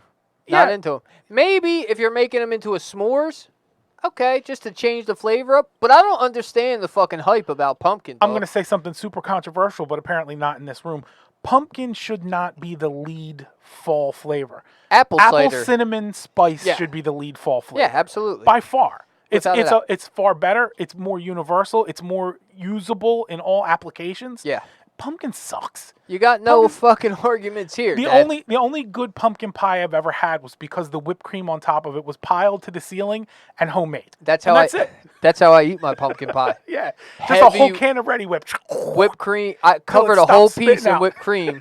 so that I can get a fucking husky ass chunk of It whipped gets to cream be like with it's a every fucking surprise what bite. else is on the plate besides the whipped cream, and then I can have pumpkin pie and enjoy it. I bought. Now I'm not gonna lie to you. I had a run for a little while there on ShopRite pumpkin pies. Okay. ShopRite makes a good pumpkin pie. Okay. Maybe the best one that I've had. All right, which is odd because it's just ShopRite. You wouldn't think anything like really special is coming out, but also They do some decent work. they're not bad. No. I saw that whipped cream was on sale this week. Right. I thought, oh, 2 for $4? That's enough for... Stock up for That's two enough for two pieces of pumpkin I'm, pie. I'm like, that's enough for a half a pie. Right. Let me grab a pumpkin pie. I've been holding off because I've been seeing the pumpkin pies. I'm like, let me hold off because if I buy a pumpkin pie, I'm going to eat the whole fucking thing. Right. And then it opens up that whole lane again where I'm eating a pumpkin pie every fucking Putting 2 on days. 3 pounds every week. Yeah. But, so I get the whipped cream and I go over to the pumpkin pie. There's no pumpkin pie. So now I'm forced to make a decision. Do I Right. put the whipped cream back? No. Or do I go over to the frozen section and buy a fucking Betty? Who's the, there's pumpkin pie. There's pie makers that you buy the frozen pies. Who makes them? Marie Callender? Does she Marie make them? Callender's Okay. the one I got. Trash. Yeah. But you Fucking can't- garbaggio. There's not too many desserts you can mass produce and then freeze and then they come out good. I mean, ice cream. That's like the extent of it, of what you can freeze and it comes out good. That's it, bro. It was trash. But yes, you got no argument here on the fucking pumpkin should not be the lead. I'm an apple cider guy through and through. 100%. Maybe tomorrow, depending on... I've been waiting for it to have like a cool morning on a weekend. We've Right. been having these Little fucking brisk. beautiful Yeah. weekends. 80 degrees. Yeah. Fucking ridiculous. So I'm waiting for it to be a little cool so I can go get an hot cider and a hot... And an and a- apple cinnamon donut, exactly, apple crumb donut. Yeah. exactly. For The old sure. Berlin Mart movement. Okay. You know? Yeah. I walked into Wawa. Let's talk about Wawa a little bit because Let's. we're from South Jersey. And we love to shit on Wawa and their decline. Yeah, and Wawa's falling apart. But this has nothing to do really with the state of affairs at Wawa. Okay. More so just the happenings about Wawa. Okay. I think I keep making like a queef sound with my Yeah. mouth. You're Daffy What's Duck going over on there. You're despicable. I'm fucking queefing all over the mic. I think Wawa should be an essential stop for every person in the morning. Okay? Not for any reason that you would think. Okay. Not because you need Wawa coffee or because you need gas or because you need smokes or whatever, right? Right. I think the reason that Wawa should be an essential stop for everybody and that it's a benefit, the popularity of Wawa and the, how busy it is that Wawa will take you out of yourself in the morning. What do you mean? Right? Now you have the choice. Are you going to let Wawa take you out in like a, took you out the game type of way? Or are you going to let Wawa take you out of yourself like, oh, now my day started. Let's keep it moving. Let's keep rocking and rolling. I mean, gigonomics taught me don't let anybody take your cool. So Wawa's not taking my cool. No. So that's that. And if it doesn't take your cool, then it should add to it. It's Yeah. going to add to your Sure. cool. Because the idea is that, and I don't go to Wawa every morning. I rarely go to Wawa in the morning. Right. I make my coffee at home. I bring my lunch. I just don't, sometimes I'll stop for gas, but usually I don't do that in the morning. I'm usually prepared. Okay. But what happens is I leave the house before the girls wake up, or I just don't talk to them much because I'm getting ready in the morning. I'm drinking my coffee, whatever. I'm in my truck. I put a podcast on, so I'm like listening to other people Focus, talk. right. Yeah. And I'm just getting to work and getting myself to like want to actually work, which Right. is a So fucking rarity. You're psyching yourself up. Yeah. Yeah. I'm inside of my own head. I'm just reserved to myself. Not inside of my head in like a bad way, like I'm going crazy. Inside of my head, like I'm just feeling reserved and keeping to myself. Right. You go to Wawa, you are forced to interact with people. Yeah. And Well, not so much anymore. They started putting out self-checkout at Wawa. I haven't seen it yet. Yeah, But even with a self you checkout, still got to do something. there's still so many people in and out of Wawa. Right. You got to hold the door for somebody. Yeah. Somebody's gonna hold the door for you. Yeah, you're right. You got to squeeze past somebody at the fridge. There's so much traffic through Wawa in the morning that you're forced to interact with somebody. Right. Now, if you're a guy like you who doesn't want to talk to anybody or have any discussions, Correct. you put your head down and you just grumble a thank you at them. Truck. Yeah. Yeah, you know?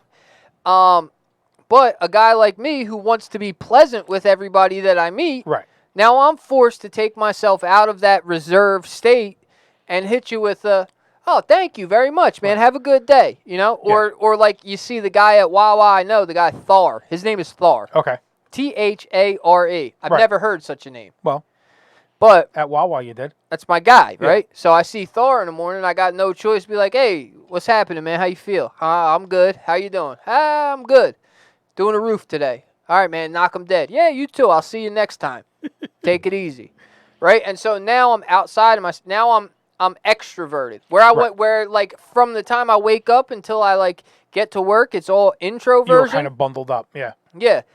And that helps with when if I'm now in the extroverted state when I get to work, now the guys get me when I'm warmed up, and it's better as being a lead on a job site to be coming happy, right? You don't need that 15 minutes on the site to get the gears moving. They are already moving now. Exactly. I got you.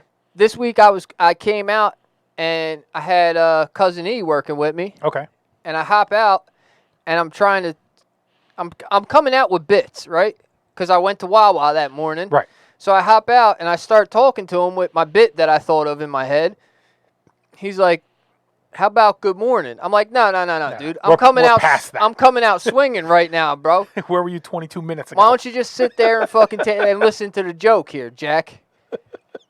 You know. So I think that there's a definite benefit of people having to go through Wawa because you're going to get into the extroverted state. You're going to be ready for the day now of dealing with people and kind of moving through the world in that manner. So are you just picking Wawa because it's already sort of a place that people flow through, or is there a particular aura about Wawa that has people with a different energy? I guess maybe a combination of the two, right? Okay, Because one, you're in Jersey, Wawas are just fucking king, busy. yeah. It's just what it is. Right. Two, people are taking their first sips of coffee. They're, grabbing their snacks for the day. There's always excitement around. Everybody loves snacks, Right. So Who doesn't? Yeah. So there's kind of a aura of like this, we're heading out to the day. We're heading out to getting ready get to this face thing the world. started. Yep. Yeah. So I think the combination of that and that you just can't get out of there without talking to somebody makes it a thing. Okay. We're 2 hours in, huh? No, hour and a I half. got us about $1.50. Yeah. Yeah, hour and a half. All right. Well, okay. So I was perusing YouTube. Okay. Apparently, in Michoacan, Mexico, Okay. a band of farmers have come to, have joined forces to guard their avocados with heavy artillery. Right. So you're familiar with this? I'm familiar in general with this practice and this sort of issue. Yes. The avocado industry. There's in a lot Mexico, of blood in the avocado industry. It is cocaine industry adjacent in the way that it's run and the value and importance of the avocados. Right. Yes.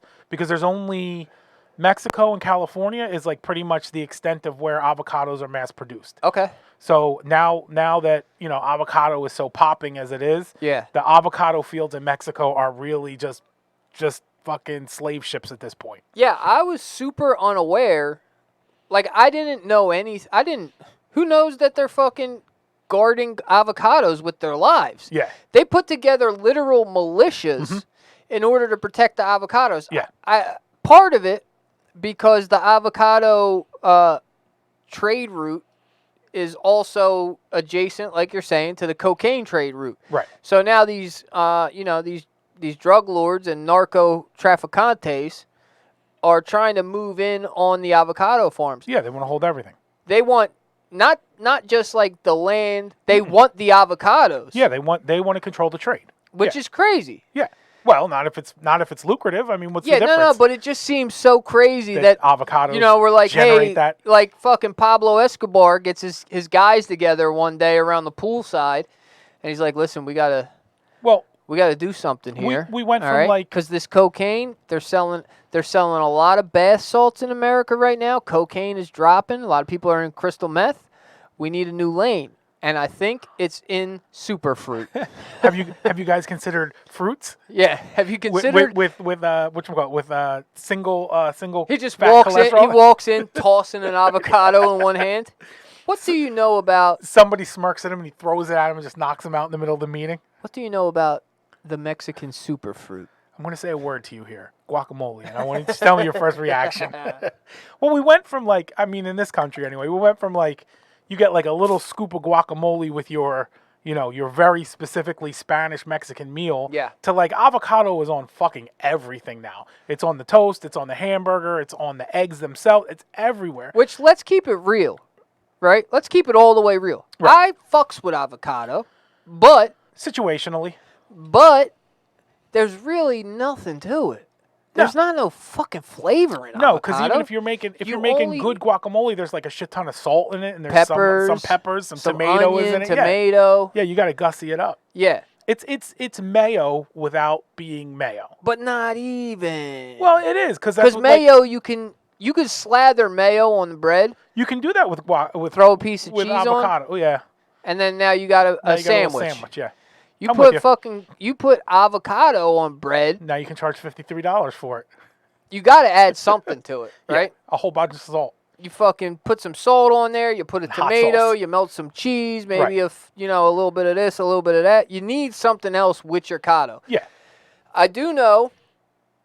Actually, you know Supernat. You're familiar with Supernat. Yeah. Supernat put me on to just eating avocados with salt and pepper, Okay. which seems like a thing that a girl with an eating disorder would want to eat, right? Right. But also a good way to get your vitamins that Yeah. avocado gives you. It's a healthy fruit, vegetable, whatever. But it's the demand for it is preposterous compared to other things. It's and- weird how things like that pop up, right? Yeah. It's like- And I don't feel like in my younger years, like let's say before maybe like 18, right? That we had things like this that pop up and have become phenomenons. I feel like there's a new phenomena every few years. Avocado, for one. okay. Acai bowls. Right. Poke. Sushi blew up after I got to be about 18 or 19 years old. I don't think it was such a thing. You know, it was around, but it Right. was always kind of the butt of a joke Okay. before that. You know, and now these things like I guess we attribute it, you know, the easy way to say is we attribute it to the internet Right. and the spread of information so easily. It's faster, yeah. And also, besides the actual spread of the information being faster, we get to more easily assimilate other cultures. So, like, even the avocado itself, if it was just popping in this little town in Mexico and nobody knew about it, but then somebody posts a recipe, trust me, you got to try this with avocado on it, you have access to more of that than you ever have. Yeah. So even those little niche recipes with those weird ingredients, like the Food Network. I watch Food Network all the time, and they're constantly using some shit that I never heard of before. And I'm pretty good at remembering something when it comes up in a conversation. And we got this Italian sausage called, I forget what it's called, and it's like an Italian sausage, but it's like peanut butter. Like you spread it on your bread, and it's fantastic. I'm like, I've never What? fucking heard of this in my life. And I've heard of a lot of Italian shit. Well, like peri peri chicken. Right. That was a new one. I never heard of peri peri chicken. Any of the Now I fucking love it. the Indian foods, especially like the Indian foods and the Middle Eastern foods, a lot of those are popping more now because like you know about them. Like there was I There can't was- stand Indian food. some of it's really good. Middle Eastern, Right. love it. Falafel and gyro and lamb kebabs and tzatziki sauce. Right. Huge fan. Yeah. But Indian, like Asian subcontinent Indian, I can't get with it. Not just like can't get with it. None of the chicken dishes or anything like that. Haven't tried anything I like. I Okay. probably could go back and revisit it because it's been some time since I've tried. But I haven't ever gotten with anything I like. The closest that I get to Indian, and it's funny, I thought of this the other day as I was eating my pineapple fried rice from the Thai spot, Okay.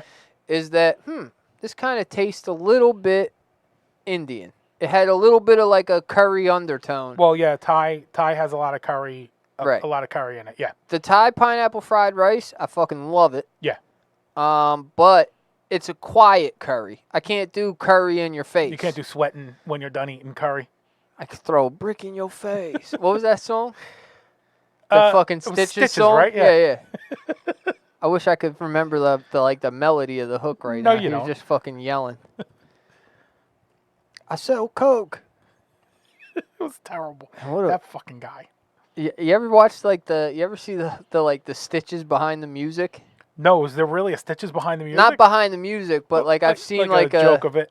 No, like No? a real like Stitches documentary, like talking about how he like blew up, and then he's fighting with the game and looking like an asshole. Like it makes him look way worse than you ever thought he looked, bro. And he looked terrible. Oh, he looked terrible, but behind what looked terrible was actually even worse than you thought it The was. fucking chutzpah to come in out of nowhere and start fighting with the game. Like Yeah. that's Bad idea. just a bad. You're punching so far out of your league. And then he's like hanging outside of clubs in Miami Right. on fucking Instagram Live talking about how he's waiting for the game to come out. Yeah, because that's what the game's doing. He's running around looking for Stitches. Yeah, and then the game came out, punched him in the face, and it was over with.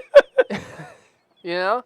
He was like, he's sniffing blow on stage and shit. I mean, The dude was he's just a wild, half Cuban, half white dude from South Florida that is just living like a wild dude from South Florida who now got a couple dollars off of this single that blew up. I mean, I understand wanting to try to skip steps to your fame, but like, you have to skip like when I walk up the steps, sometimes I'll go 2 steps at a time, but if I go 3 steps at a time, I'm just going to fall backwards anyway. Yeah. Like the game, especially at that point, was pretty much the top of everything. Yeah. And that's who he came in swinging that. Yeah. I don't know. I'm sure they explained why he was beefing with the Why game. he picked the game specifically. I don't remember what it was. He was mad that he turned his back on Dre. But then now like, but Stitches like now he split. Of course, at the end, right? At the Right. end of the documentary, There's got to be like the He's- start of the he's sober now. right, the start And of the he's recovery like story. he's like singing guitar songs and shit like so that. he's Everlast. Yeah, exactly. He turned into He turned into South Florida's Everlast. Somebody sent me a grind mode cipher from Florida. Okay.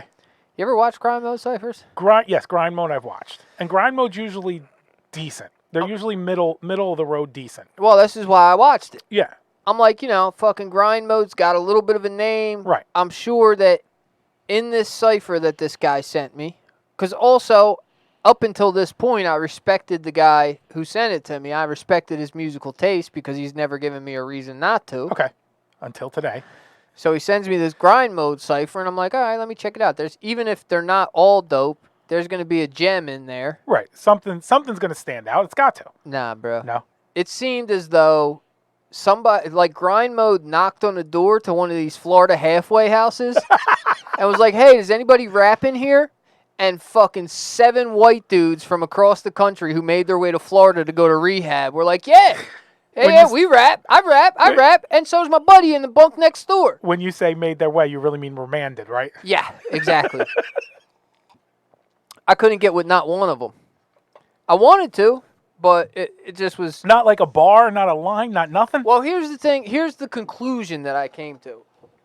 Is that these glasses are kind of hurting. Oh, here we go with the eyes again. Yeah, I know, dude. Every goddamn week. It's always You something. need to get a humidifier in here. I think I need to get A studio. I think I got an astigmatism, Oh, okay. and that's the problem. That's not going to hurt your eyes. That's going to make you see beams around all the lights. Yeah, I see. Like stars. Yeah, that's what's happening, and they hurt. I think I got to get cataract surgery. All right. I got catastigmatism. You got catastigmatisms? I've heard of those. Yeah, with spots on the back of my. I'm all fucked. My eyes are fucked. They're I hear terrible. you. Gotta smoke some. Because you keep leaving contact lenses in the back. As you can see, my glasses are in now. I haven't been sleeping with my contacts at night anymore. But it wasn't at night when it fucking got Right, it stuck was back during the there. day. So really, I'm trying to be more Just stop responsible with wearing- my contacts, yeah. but also you never know what's going to happen. So here's the conclusion I came to with the grind mode cipher is that Florida is not rappers. No. They're not super heavy into the craft MCs. Florida is melodic trap rap singers who know how to put together a song, but not as far as like being rapidy rap and hitting you with wild lyrics and like crafting beautiful bars. And that's fine. That's not what I look to Florida for. Right. I look to Florida for the Kodak Black, who's going to give you a melodic single and kind of you hear the melody that he comes with over a beat, and it's a little bit eerie and haunting, but funky at the same time. And Sure. he has a heavy bass line underneath, and he's talking some gangster shit, you know? So grind mode was just in the wrong place. Yeah, because I'm looking through a list of Florida rappers. Florida rappers, and there's maybe 3 that I could put in your. What 3? So Tell me Rick, what 3. Rick Ross is bars-ish. Like he's not top of the game, but he's bars-ish. He's lyrics-ish. He's more lyrics-ish than trap rap melody-ish. Yeah. Denzel Curry Not familiar with any of his and work. XXX Tentacion is actually a pretty decent. He I was a pretty decent lyricist. The only thing that I've ever heard from him is the John that he had with Bodak Black Okay. was the Rollin' Peace John. Yeah. And he wasn't like rapping on that. He was doing the singing rap kind of. He doesn't rap like you have to really pay attention to realize that he's actually got some decent lyrics. Like it's the presentation is still the Florida melodic sing-along heavy bass presentation. But if you break down what he's saying, he's a pretty decent was a pretty decent lyricist. Yeah, I mean that's very possible. But that's 3 out of an entire list. But that's what I'm saying. And, the rest of them are like Flow Rider. And you're stretching And on the third one because we're saying he's still presenting it more in Florida in a Florida manner. Florida's like a whole nother universe in comparison to the rest of this country. I love it. I love what Florida does. They're just all melted Could I be brains. a part of Florida? I could probably figure out a way to fit in there. I think you could live there. I don't think you could become a part. I don't think you could ever get to the point where people would say, "Oh, I can't believe you're not from Florida." You know what I mean? Listen, like I think you could go down there and you could survive as one of those transplants that came from the Northeast and now lives in Florida. Right. And no one would hassle you. But I don't think you would ever find yourself in a situation where somebody went, "Oh, what part of Florida are you from?" Because obviously the way you behave tells me you're from Florida. Well, I need some more tattoos. You need more tattoos. So a few on the face. I'm going to need to get the grill. More bath salts. More bath salt. And I'm going to have to, like, throw away the idea of being a responsible father. Oh, for sure. You know, because to really embrace Florida culture, you got to do some cocaine. You got to get loose. And you got to have guns and cocaine. You can't be thinking it through and be in Florida to be a real Floridian. No. Yeah, you definitely got to have guns and cocaine in the same place. Yeah. And not be afraid to use both. No. You know? No. And I've heard some of the best stories, like, so I listened to some prison YouTube. Okay. You know, prison YouTube has turned into this huge genre. It's a whole subgenre, yeah. Yeah. It started, I remember like the first 2 or 3 guys who now they have like 1 million subscribers or like 600,000 subscribers. Like they're huge now. They're huge channels. Mm-hmm. But I also remember when they were sub 100,000 because they were like less than a year into the game. Yeah. But now, you know, there's got to be 60 channels that are fucking prison YouTube. So I listen to them because I like prison stories. Yeah, I like prison the stories. The nostalgia got you. The wildest stories that I heard by far are Florida youth prisons, youth correction facilities. Like, because they got the gangs. Right. They also have, I mean, it's just hot down there, so everybody's fucking irritated. Angry. Yeah. Yeah. That's a big part of it for me is the humidity and the heat is definitely melting their brains I don't even know if it's anger it's not like anger that the heat and humidity produces, but it's like a certain level of wildness. A constant state of uncomfortable. So like you just like you always have an itch that you can't reach, so you're just constantly a little ornery about it. There's a certain level of wildness that comes with it, without a doubt. And the way that their prison systems are highly well, one, they got a lot of immigrants, right? Like Right. a lot of Haitian immigrants or Caribbean immigrants of Cuban. different descent, Yeah. right? So now you have this third world Warring factions. aspect coming into the system, which is a system that is generally like redneck white dudes who are the COs Right. in fucking Florida system. What's your watch telling you? You got to Nah. stand up and walk around now? No, it's telling me that it's great to be Blake is sending me something. Oh. I had to tell him to stop. He kept spamming me with like Coinbase fucking purse. Oh, I got Coinbase. Yeah, get Coinbase. I got Coinbase. So I was like, yo, just stop, dude. He's like, all right, my bad. I'm like, you're good, but just stop. I'll tell you after the show why Coinbase is worth getting, and then you can make your own decision. But I won't tell you more than once. I'm sure that there's a great reason for it, Yeah. but also I'm not financially responsible enough to do things like investing into Coinbase. That's part of why Coinbase is pretty good. Yeah. So there's that. You're bringing a third world country and putting them inside of a system that's Inside- run by racist rednecks, right?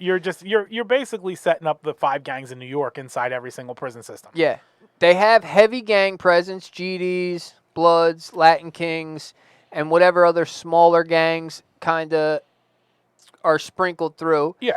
Oh damn! I just had it. Oh, at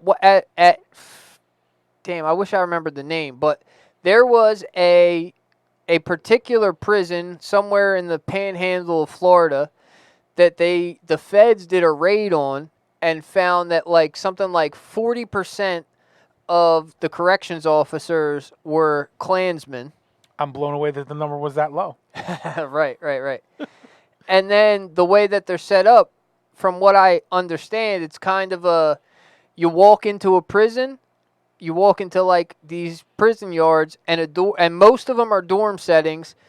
A door slams shut behind you, and you don't see another CO again until the day you walk out. Right. Which is a very third world prison kind of way to function. And that's got to be, depending on the level of violence, that's got to be a hyper dangerous way to set that up, right? Just like you guys go in there and good luck getting along, and we'll see you at mealtime. Like that's got to be asking for trouble. That's either asking for trouble or asking for people to organize a revolt on you because they're all just going to sit in there and go, we got to get out of fucking here together. I don't care if we hate each other. We got to figure this out. I think what you find that may be surprising is that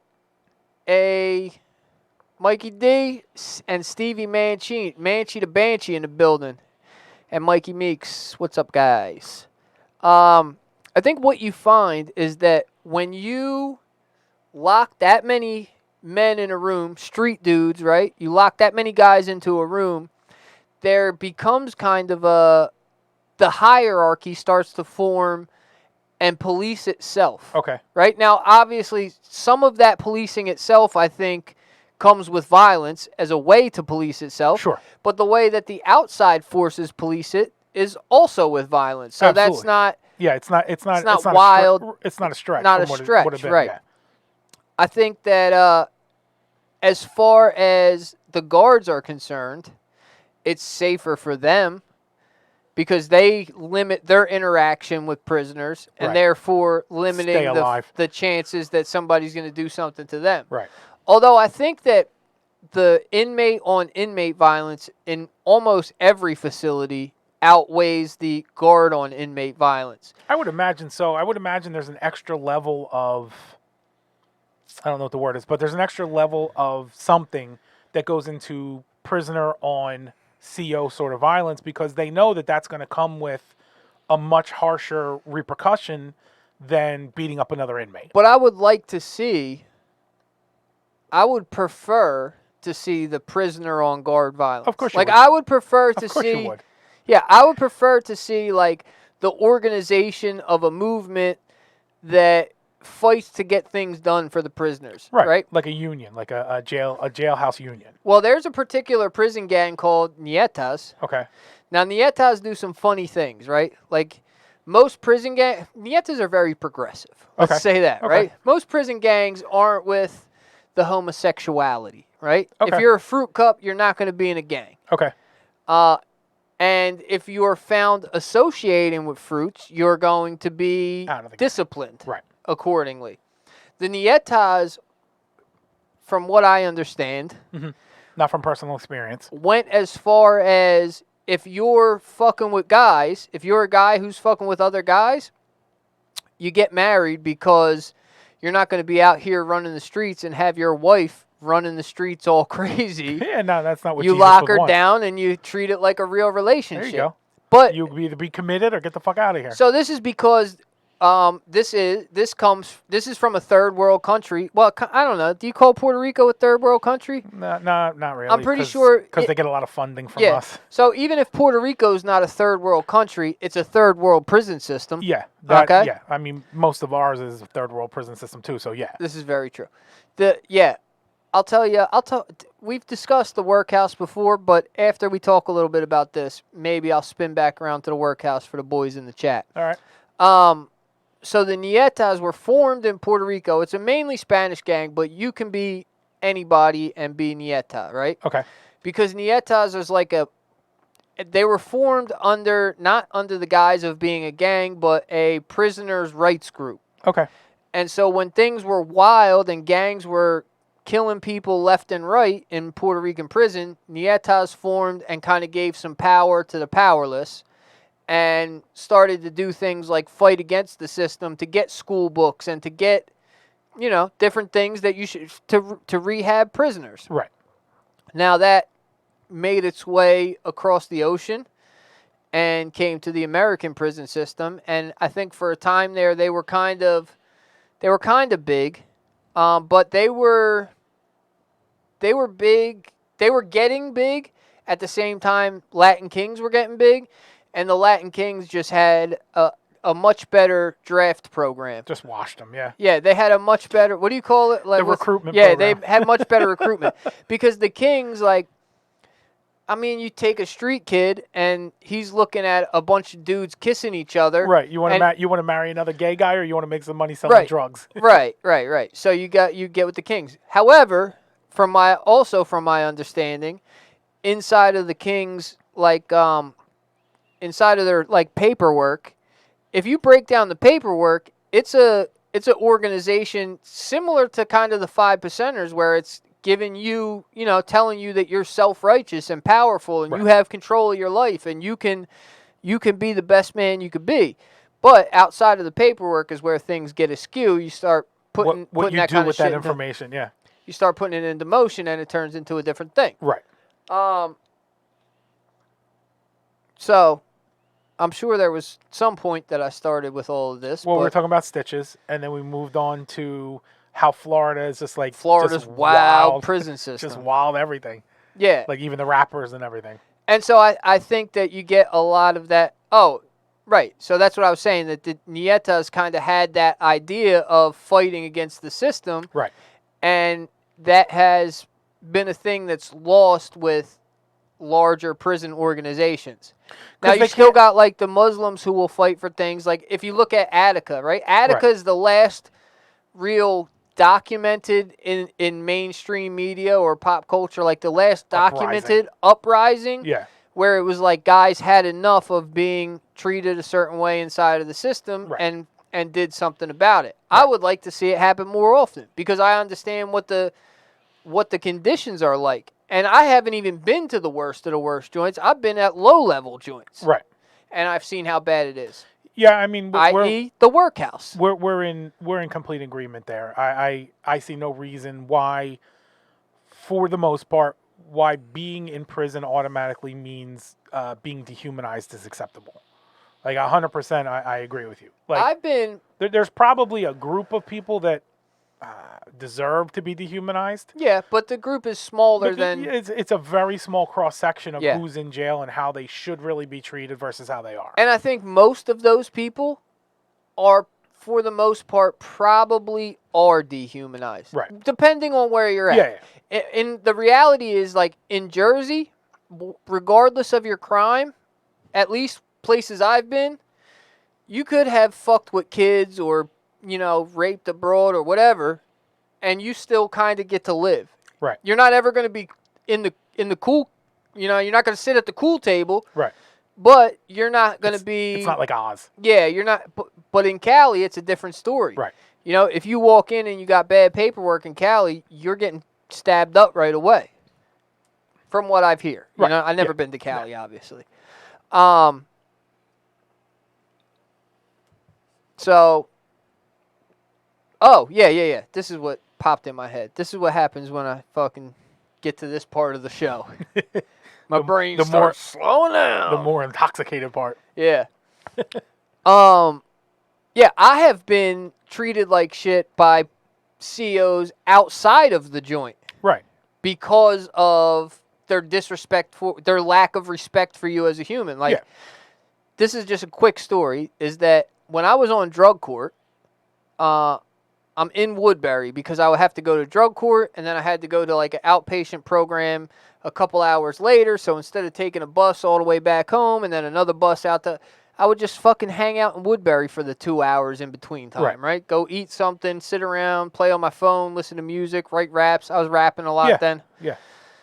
So I'm sitting next to a parking garage next to the courthouse. Okay. Because I'm waiting my time. Yeah. Not doing anything, Right. chilling, Not smoking bothering anybody. Newports back to back and fucking singing rap songs in my head. Right.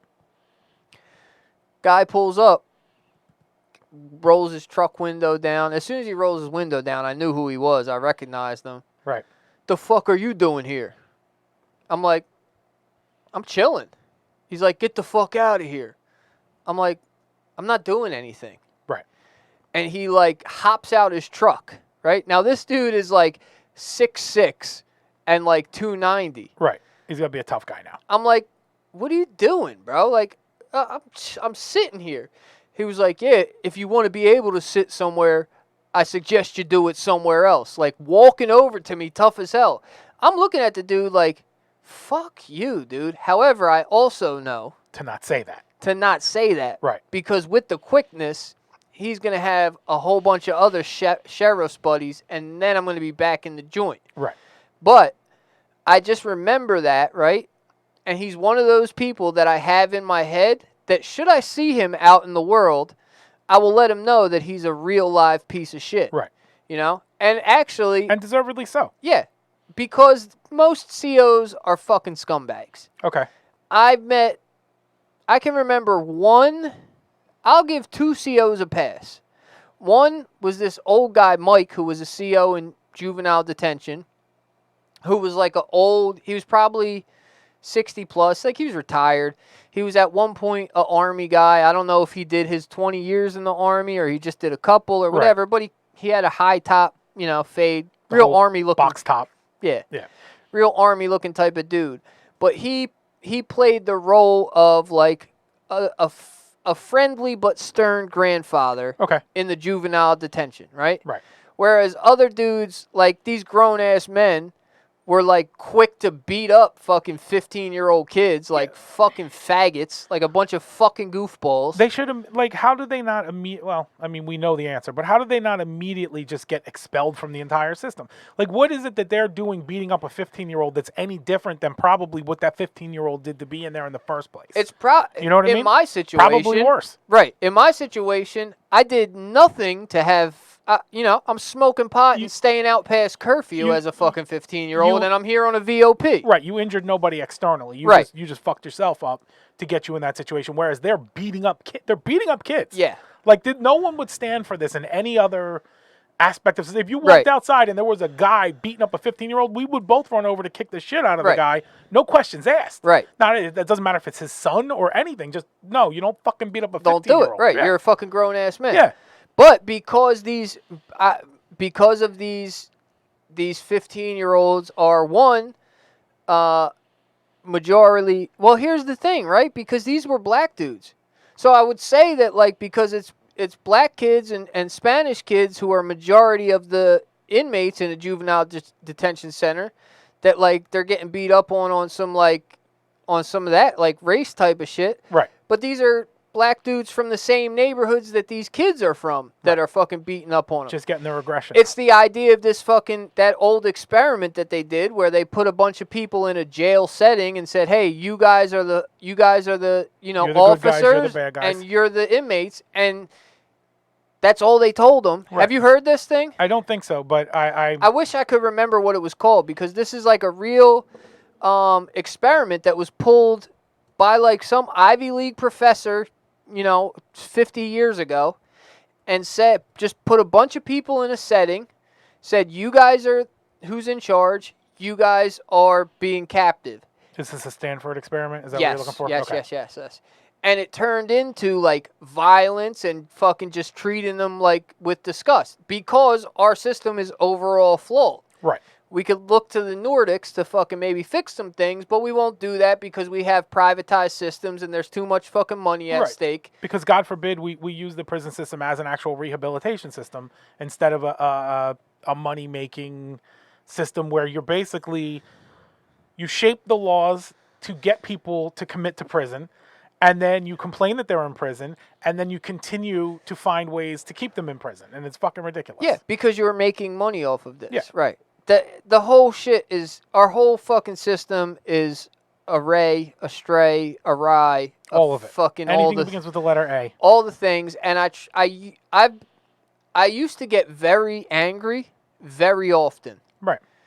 Now I get mediocrely angry once in a Occasionally. while. Okay. Right? Because I don't think about it that much because I'm so far out of touch with it. You're not interwoven But when we into it. start talking about the shit like this, about fucking kids getting beat up and fucking guys who are treating people like shit because they fucking wear a badge from 9 to 5, so Right. come 7 o'clock they get to treat guys like fucking scumbags. Like, that shit just makes me so fucking angry. And when you follow it down the line, the problem starts with the fact that the prison system is a for-profit prison system. Absolutely. That the rehabilitation is frowned upon inside of whatever circles it is at the top, Because you don't make money. because that stops recidivism. And at the top, recidivism is what keeps your pockets filled. So now you're eating off not only a family's misery, but if we look at it, you're eating off the misery of a whole fucking community. You're eating off the misery of society because in other places, the prisoner goes to prison, is rehabilitating, gets out a better person.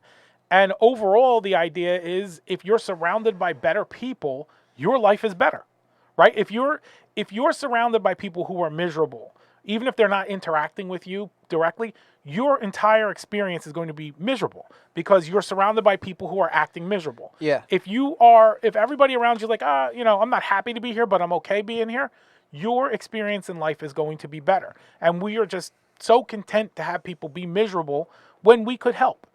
And it's 100% because you can make money off of it, but also, what the fuck did we ever allow that for?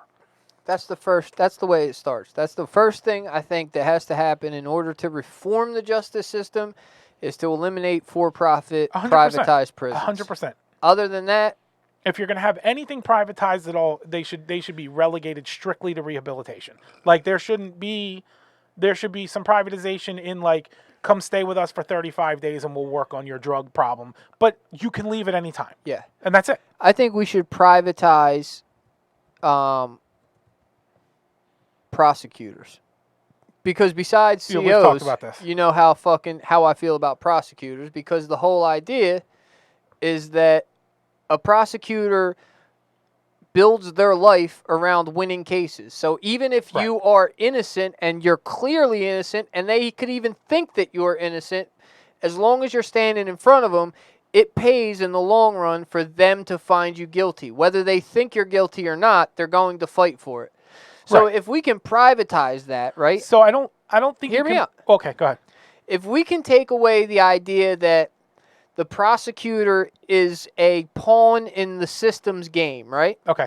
We take that idea away, so the prosecutor doesn't feel like, hey, if I win this case, then I can move up to DA. And if I can win a whole bunch of cases as DA, I can be a judge. Right. And if I'm successful as a judge, I can be a mayor and a governor, and then I'm the fucking president, because they probably have these type of big dreams. Right. If we can eliminate the idea of, at the courtroom level, the prosecutor is not a part of the system. How do we do that? I think what you do is you're basically taking two firms, like it would be in like a civil case, right?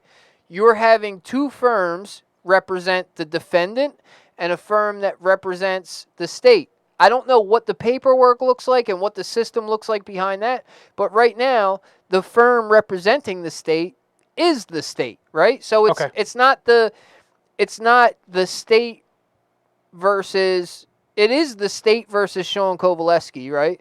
But the state is everything, right? The state is the judge. The state is the cops that arrested me. The state is the fucking COs that are going to have me in jail with them. Right. The state is also that prosecutor, right? Okay. So I think it needs to be almost like an outside source, right? Like you say, okay, hey, these are a bunch of firms. You know, we don't even pick. We have 10 firms that are prosecuting firms.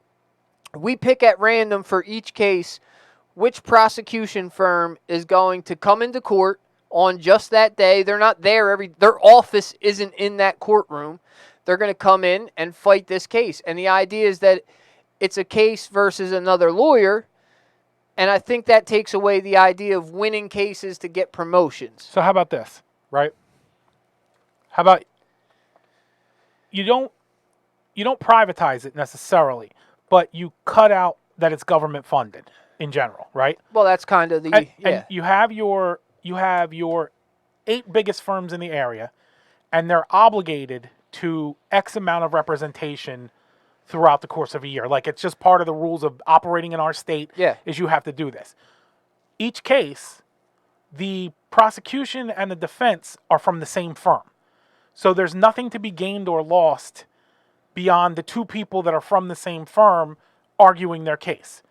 And maybe you start at that way, because now you're eliminating even bragging rights at that point, because our firm beats their firm all the time, so come work with us. Yeah. And then those cases are not registered as part of the As attorney's everything. record, right? One way or the other, win or loss, because every It's like a doctor doing a residency. yeah, kinda. or it's like pro bono work, but Yeah. every lawyer is going to have I won this many cases. Those cases don't count at your numbers at all, but you're obligated to do them throughout the course of the year. Yeah. And kind of take any incentive out of it. Like at all. jury duty. Nobody wants to do jury duty. Right. But if you go in with an open mind, Right. and you say, like, I'm going to come to the conclusion, like, that is true and honest. Right. And so if you're the prosecuting attorney, you probably don't want to show up at this case, but you But you gotta attack do what it you with gotta an do. open Yeah. mind. And if this guy is clearly innocent, you secede. Right. And you say, like, look, Your Honor, I don't have much to argue here. I'd be arguing procedure at best. So there's no reason to put someone in jail because somebody fucked up because they didn't do A before B instead of B before A. Right. That's another thing. But none of this will ever happen until I become mayor of Lindenwold, and that's the first step in getting this solved. And we need to start to hit the ground running, because now we're getting to be within a year of the election. Yeah. Yeah. So this is Well, where I think we'll start ramping it up. I think in this cardigan, my chances just went up at least 13%. Through the roof. Yeah. Through the roof. You're polling through the roof. Right now, I'm leading in the polls. That's right. Against my opponent. Yep. Well, we're deep into the game now. Yeah, we sure are. Way deeper than I prefer. Oh, maybe not way deeper than I prefer, but we're deep into the game. We're deep in. Who's still left in the chat? We got 3 people rolling around with us. Louis G, and I can't see the other 2 names. Is it still Mike? I don't think so, because I saw Mike's name. I don't know. He might be here. Okay. Might be Ray and Mike, for all I know. The shit's just not showing me names. Right. Here's the thing. I'm a little bit disappointed because we were on a fucking rocking. steamroll in the chat, Yeah. and then we had technical difficulties, and it slowed us down. That weren't my fault for once. No. It was just fucking shit luck of the draw. Maybe it was the Wi-Fi. I really don't know what happened there, but sadly. So Louis and whoever else is in the chat, you can listen to whatever you missed on the playback because it'll be there, and that will be on Monday. Right. Also on Monday, we got a special guest coming into the gig, Branderson Silva. Oh, right, Branderson Silva. Who is a friend of mine. He was once a battle rapper, very intelligent guy, very opinionated. I hope that it's going to make for a good show. Man in recovery, he's done jail time. You know, I like a guest that's done time. Yeah, you got to be well-rounded to be on this show. I don't know about these fucking guests who never did time. I don't even trust the point? them. Why are they even alive? Yeah, I don't trust them. You know? You haven't done at least a day I don't know if you can come on. That's the new rule. That's always been a rule. Biz likes to break it. Also on Monday, the hot shit that you're gonna find out is that Biz will be sitting in the main seat. Well, he's supposed to be. It's his show. I'm gonna secede control. You gotta stop carrying him. He's ready for him to walk on his own. I told him, I said, look, even if you don't have shit ready, just don't tell me that. As long as you don't tell me that you're not ready, We won't know. you're good to We'll go. just go riffing and we won't realize that there was nothing prepared. I will begrudgingly hand over the hot seat Right. because I look much better in this light than the other light, Probably. than the no light Yeah, over there. yeah. But that's all right. I will let him run the show. We'll see how that goes. Hopefully he takes off and flies. I imagine he will. I think so. So that'll be on Monday. Also on Monday, I will be at Lou G's house working on framing. Okay. So that's gig associated. It is. Chat? Directly. Yeah. So if you made it this far, we appreciate you coming through, whether you're in the live chat or you're listening on the replay. If you're listening on the replay, then you already know there's a whole slew of other videos down below or over on the GiG podcast channel on YouTube. I shouldn't have to say it, But you do. but put a thumbs up on the Put video. a thumbs up. Put a like and a subscribe. Because every we time. get the views, but we don't get the thumbs. Maybe just drop a comment with a fucking fishing hook. Just put a fish in the comment. That way we know. That way we know that you're a guy who made it till the end. You're the fisherman That's crew, right? You made it all the way to the end. Drop a fish in a comment and join us whenever it is, whether it's a Monday or Friday for the live episode. Talk filthy in the comments and don't be late for work. Thanks for coming through and we are out of here.